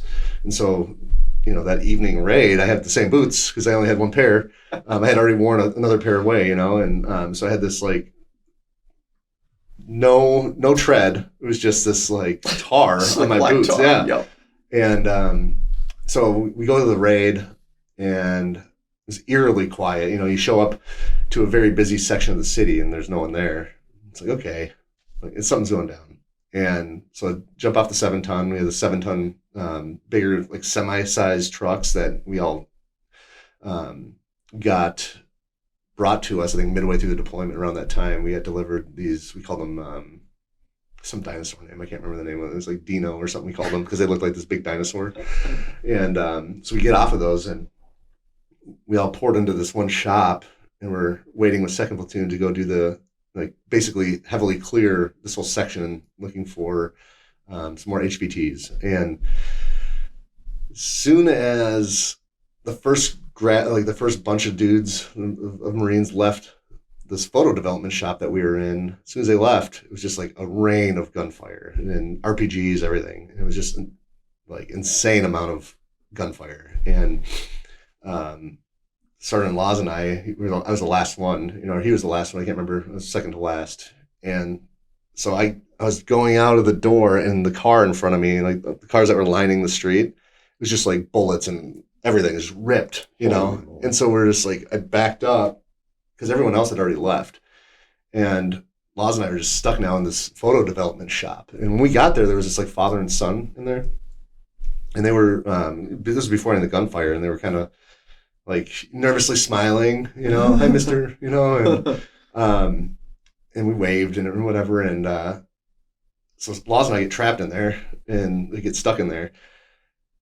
Lots of like high volume of fire and RPGs are hitting everything. And he and I are just like kind of tucked down behind this like service desk in this Photoshop. And he's like, I'm gonna go upstairs, because at the time, believe it or not, only squad leaders and team leaders had radios. So a lot of us, this is kind of when equipment was still trying to get, the military industrial complex wasn't quite as healthy as it is. So like, well said. Opportunity wasn't there for the companies, but now it was. So we always had to ask like the team leader, squad leader, what was going on. Like, what are they saying? Because you could hear it. It's just like mumbling. It's kind of like Charlie Brown. Yeah. What are they saying? It was so loud you can't hear anything. We didn't have ear pro or anything. So it was just deafening. And I can't convey how when people think of conflict, they think that, or they think of war, they think that everybody knows what's going on all the time. That is not true. That's probably the opposite. Nobody knows really what is going on. Correct. And then now you were so far down the totem pole that you don't even have a radio. Yeah, exactly. You know so little of what's going on. Like, oh my gosh. So yeah, sorry, continue. No, so I go up there after a while. It felt like a while. It was probably a couple minutes, but I go up there and I'm like, hey, what's going on? I find laws up there, and he's like, we're going to go meet up with everyone. They're like a couple buildings down, basically back towards Michigan. So we had to run back towards where the gunfire was coming from. He's like, we're going to wait till the next lull in the gunfight to go. It's like, okay. And before all that happened, he and I didn't know where the gunfire was. So we were just like kneeling. If you've ever fired a gun from inside a building with no ear pro, you know how painful that is. It's painful. It's not even fun, So like, I remember like dumping some rounds through the front of this like shop window, and Laws is doing the same. We're just like, bah, bah, bah, bah, bah. I'm hip firing my Parasaw. That thing looks like we used to joke that I could get a holster for it because my leg is so long. And so I'm like hip firing this saw and just trying to walk it into the windows up there. And then we stopped and we're like, wait a minute, where's second platoon? Are they up there? So we're like, I don't know. Again, so confusing. Yes. And so we decided, that's when he decided to go up there, and I waited down there for a minute and then went up, found him, and we came down to the door, and we were getting ready to move, and still fire's coming in. And I'm like, where are those two people that were in the shop? And he's like, oh shit, I forgot about those. And so I like go to the back, and there's this like drape, like a window covering, and it's black. And I like chicken winged my saw, and I didn't know what, were they enemy, were they not? Right. Fling it open, and there's this dad and his son, like in the fetal position, kind of. He's like protecting his son. And this gives me chills. Like, I can get choked up about it because I can just sense the fear that he had. And he looked at me, he's like, Mr. No. And he's like, Mr. No.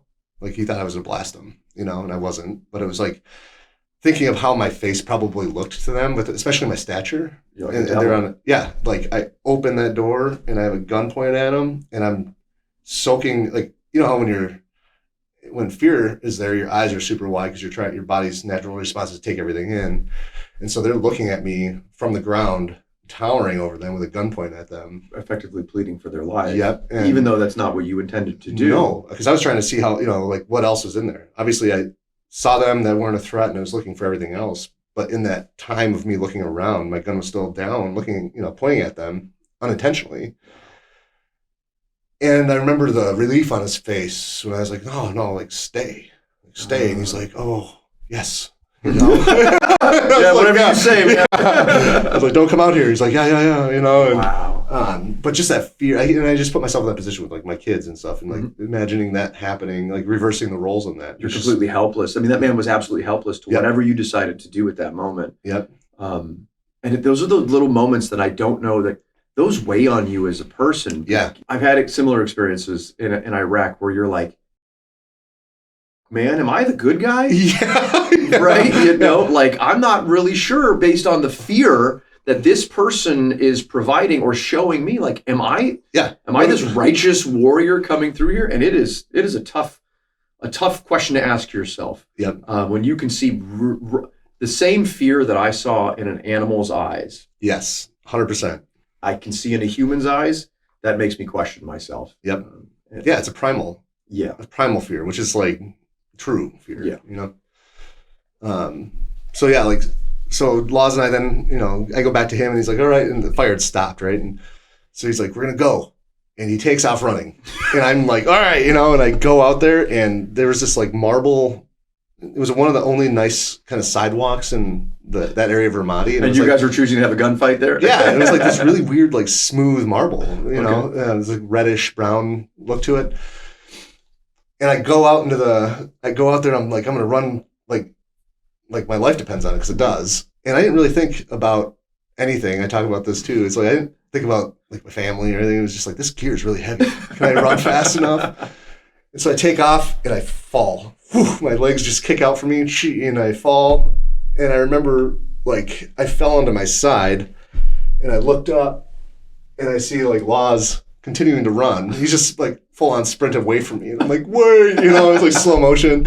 I'm trying to get back up. And as I get back up, I don't know. I don't think the gunfire picked up until I got back in that, into that room. But I was like, shore's coming in. I just blasted like all these dudes that were standing stacked at the door. Just cruising in. Yeah. I just like my huge frame with like the weight of all my gear, just bulldozed, you know? Oh my God. And then the fire picked up again. And we're trying to figure out what's going on. I'm trying to coordinate this assault on this building that's across I think it was 6 lanes total. It was Route Michigan. Yeah. We had to cross the entire road to get to this bank. It ended up being a bank, but that's where they were firing at us from. And it was a perfect thing because it was like Michigan ran this way, and then Cinema was the road that ran just straight up. So it was a T intersection, and they were set up on the T. And so it was just perfect for them. Yeah, they like enfilade fire. Yeah, they had you dead to rights too. Yeah. Absolutely. And so I remember we're all stacked up and we're trying to get around. And we get through this alley, and then there's a spot that's open, and we can see the bank. We're like peeping the corner. And again, I like get down on my knee, and I kind of pop out with my saw. Mm-hmm. And I'm just rocking it's a 200 round drum at this point because I dropped my 100 round nutsack thing. And I'm just walking rounds in every window, tracers. It's not even, just aiming from the hip, like right. pop, pop, pop, pop, pop. Just giving everyone a little come back, and my buddy Kenny goes around the corner, and I pop back out and rocked more. And I didn't realize his head was right there. And he just went deaf. And he was like super mad. He was like, "You're making, I'm deaf." So you were just rocking a saw, 200 rounds of a saw next to this dude's face. I only got a couple rounds off, and he was like, obviously pulled back. Like he's just like dropped back in pain, because it was right there. And he told his wife that story. It's funny because he told his wife that story when he got back, and she's like, "That was in Black Hawk Down." It's like, that's the only time that can happen. Yeah, I've also had rounds fall on me from a helicopter. Yeah, exactly. Before. It also happened in Black Hawk Down. Yeah. That's so funny. So yeah, then we get there, and we're like, Garcia is gonna make, he's gonna go up there basically and kick the door. He's gonna make entry, right? And so he's gonna be the first to cross Route Michigan, and he was a Fallujah vet, and so he sprints up there, and we coordinated the fires. It was like a perfect Marine Corps fire coordination, because there was a Mark 19, which is an automatic grenade launcher, rocking on our captain's or CO's truck, and it was kind of right at that T intersection, and they just like hit that building hard with the Mark 19 for like a lot of rounds. Right. And as we moved up, we hit the median, and then they just stopped the fire of the Mark 19, and we got up there. So it was like fresh Comp B everywhere, right? Wow. And we had trouble getting in the door for a minute, and we finally got it open. We had a Halligan tool and got in there. And it was like the residue from that much 40 mic, it sits in your lungs like terrible. And then you probably had the same experience, but you're like coughing, and it feels like there's like razor shards in like your the lungs. air's on fire. Yeah. And you don't think about it. That's what you can't really, you can do cheesy poof training rounds all day. You don't get that same feeling, right? Correct. And so you're trying to clear a building now that is just like loaded with this residue, and it's just in the air. And so we're all coughing, and we're seeing all the rounds from where they were shooting at us from, but they're not there, of course. They'd already left. Well, there's a mosque right next door to it. And so we got battalion approval. It's like, hey, we got guys ran. They're probably in the mosque. Because it was kind of a TTP at the time. And this was one of the fights that had happened earlier where we found NVGs and weapons inside of one of the mosques. Right. And they knew our ROEs. They knew that we couldn't touch mosques, or at least had to go through a lot of authorities to do that. And so what we would identify as a source of cultural and religious significance, we wanted to maintain those. They used that as a stronghold because they knew that would cause us a ton of political damage, that would cause a ton of hesitation on the battlefield for us, so that they could, recoup. And then again, if anything happens inside of there then there's a ton of ramifications from journalists, from anything else that happens inside of the global network of watching Americans now desecrate a mosque. Yep. It was a huge tactic for them in Fallujah that we had to overcome constantly. Yeah, and they did it all the time, and so we got in there, we got approval to go in there, and so it was Arnett and Garcia, I think, had flashbangs, and so we stack up there, and at this point, like the COs, it's like everyone's getting some, and so we run out, and I remember Arnett and Garcia like bang over this like kind of 6-foot wall, and so I can see over it, right? So I'm like trying to keep my head, all these Marines are being sneaky, and then there's me probably, and I remember seeing this dude get banged. He just was like, like this old dude, just like standing there, right? And like some of the guys that made first just drop, take him down. They didn't kill him, but they just take him down as they get through there. And most of the guys went into the mosque, and there was this like corridor, these outbuildings. We didn't know what they were at the time, and so our team went that way. It was me and Zelaya and Morgan. And Morgan at this point, like Morgan is coughing up worse than I am, but we're coughing blood, spitting blood from that Comp B residue. And so you're like trying to, it's like you're trying to do your job, trying to be angry Marines, but you're like, I got the black glove. Right. Yeah, you're freaking out 100%. I exactly know what you're talking about. And we get in there, and it's like bathrooms, and it's like lined. I think there was a wall on the left side, and then the right side had all those flimsy metal doors. Yeah. It was just like square wrought iron or square iron or steel, and then like really just flimsy. And so you'd open it and be like, wah, wah, wah, wah, wah, So we're like kicking them, as we're going by and kicking them, and Morgan's doing the same thing, and nothing. You see the little shitter that they had in a hole. Yep. And Zalaya's like, all right, let's go. Good enough. And I was like, yeah, let's go one more time. Like I didn't really, could they be behind there? And I remember like we open it all the way, and then we open each door all the way. And I opened one of them, and there were toes. I looked down at the bottom of the door, and there were toes in sandals behind it. And so there was enough room for a very small person to fit in there. And I remember when like that pause was there and I was holding it, the toes like tried to curl up. And I was like, this MFer, and I dropped my saw, and I'm like, get out here, because I was holding it shut, and I just was like fishing for this dude, and I grabbed whatever it was I could, and I just like, massive strength him out. It was just like an older man. Oh, God. He's hiding, Yeah. And so I naturally grab him and I throw him into that other spot, and Kenny grabs him and puts him in whatever restraining hold, and like kind of dumps him down. And I don't remember if we found one more guy. I can't remember, but they were hiding, and I think at that point I don't know if we had the residue kits. Yeah, but we brought them in there, and a number of people had residue on their hands. So the gunfire residue kits, that was big around that time frame as well, because they would shoot at us, they would drop their weapons, and then they would claim that they were, had nothing to do with it, and then they would effectively melt back into society because we had no way of proving it. But then the residue kits, gunfire or gunpowder residue kits, was a huge thing for us. So if they popped on that, then they were getting bagged and tagged and moved off, because presumably what happened is they were engaging you from this bank, had retrograded to the mosque, dumped their weapons somewhere along the way, and then now we're trying to claim innocence inside of this mosque, but we're the ones who are actually firing at you from this like T-shaped ambush. Yep. Yeah. Wow. And that's what, we pucked, personnel under control. We call it pucking. And in the audiobook, for anyone that goes there, I had to give like a pronunciation guide when I did the Audible thing for the guy that read it. He did a great job, but I don't know if I missed it. I'm pretty sure it was in there. He may have missed it, but he says, no, it wasn't puck. Sorry, it was pogue. Oh, pogue. But he calls them pogs. Like, oh, that's all right. But so we pucked them, and there was a number of people we had from that, and that was the end of that mission. No kidding. And so it's like, again, it's all this stuff. It's huge amounts of firefights, huge amounts of conflict, tons of carnage, all this adrenaline to push across this huge road.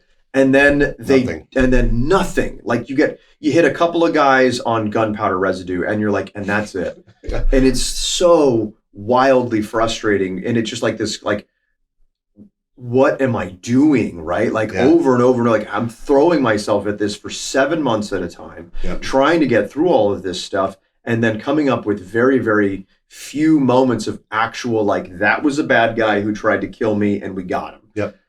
God, that's frustrating. Because there's nothing better. I mean, having experienced it from the other end, and as you have, like when you see the enemy and you've killed them, Yep. and you're standing by them, it's like that guy tried to kill me, Yep. and I killed him, first. Yes, exactly. I was better. I was better. And now it's not like I'm like rubbing, not like a gamer teabagging him. Yeah. But like it's like you're like like there's an honor. I feel like that's there, and for me at least, it felt like it's like, yeah, this guy was trying to kill me. Yep. And it's hard. I killed him. And you write a ton about this as well, and I think it's very, very well written. Again, there's a longer quote here that I won't really talk about, but I think is really, really good about how you come back home, and dealing with that, because this transition, and you talk about it, is having to fight these guys on a day in, day out, getting hunted. I mean, it's exhausting being hunted.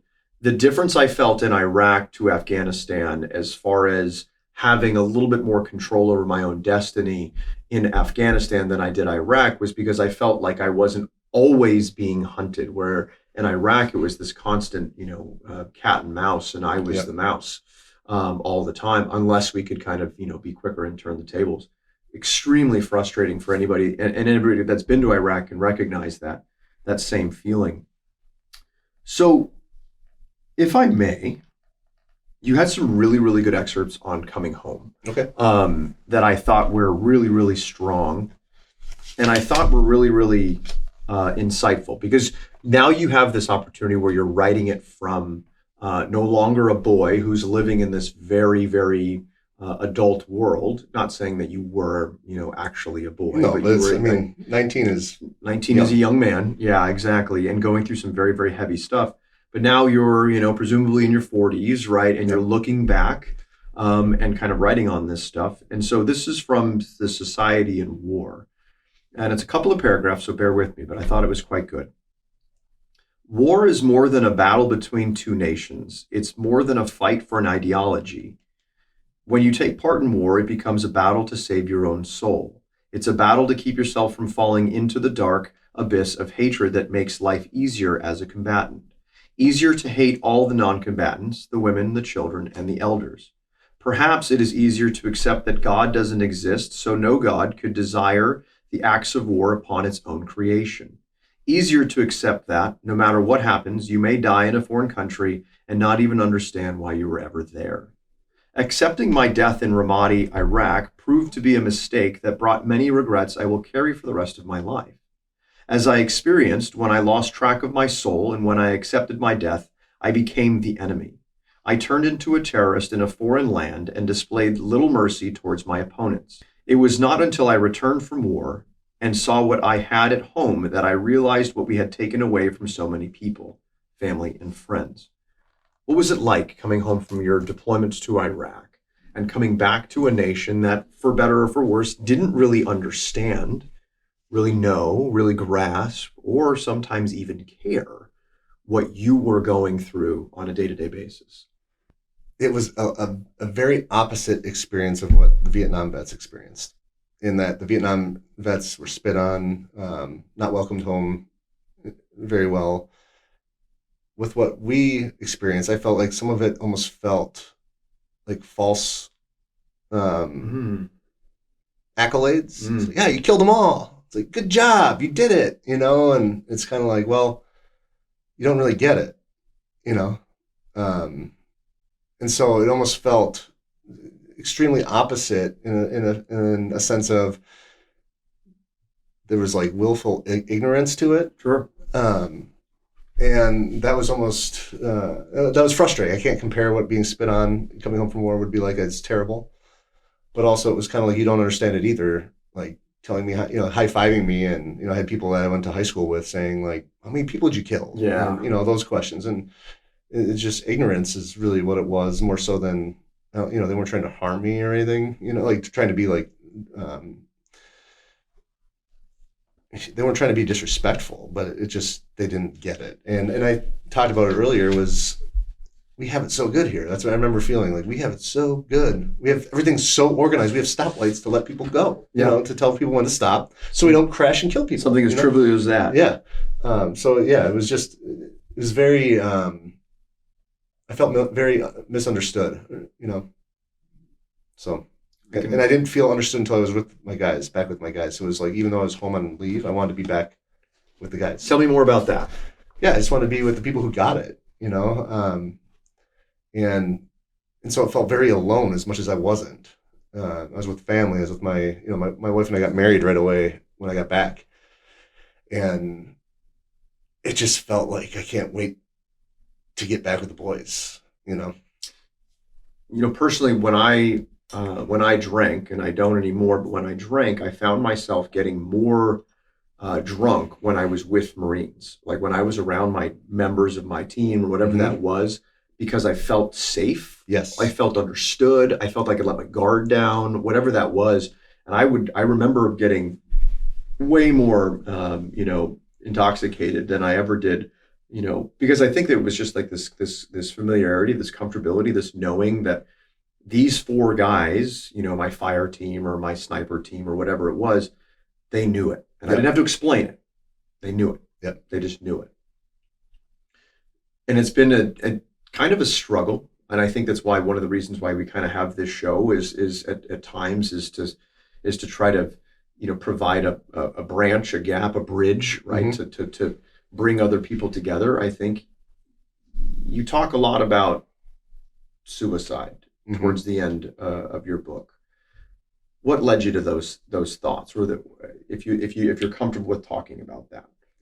I think a lot of us can agree that we're in these wars, the GWAT era, that you don't reflect and you don't wake at night thinking about the things you did great. I think you sit at night and think about the things you could have done better, or the things that you're ashamed of that you did, and those decisions that we talked about that you made, any of us made. And you just ruminate, and you beat yourself up, and then you live this really boring life afterwards. Combat is a drug, and it's the best drug you could ever have because your body supplies everything it needs during it. And so once you have a taste for that, I think there's this, at least for me, there was always this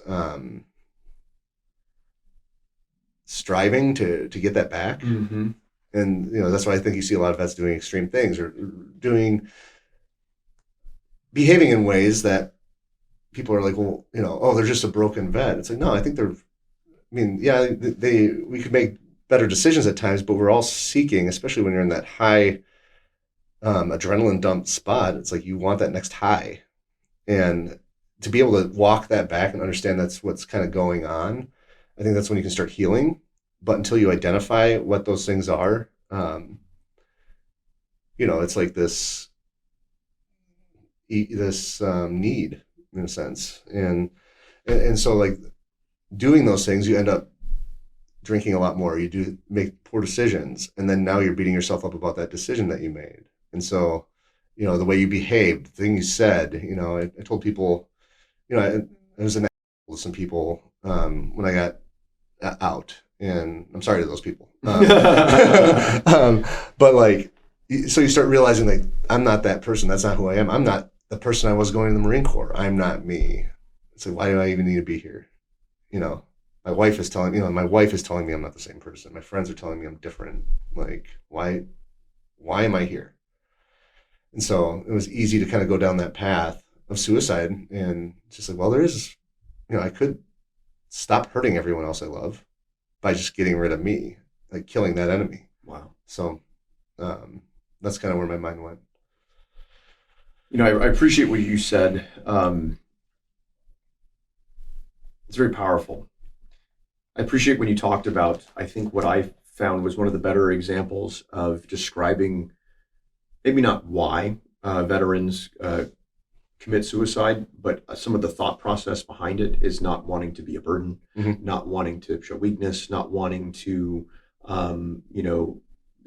take your weight.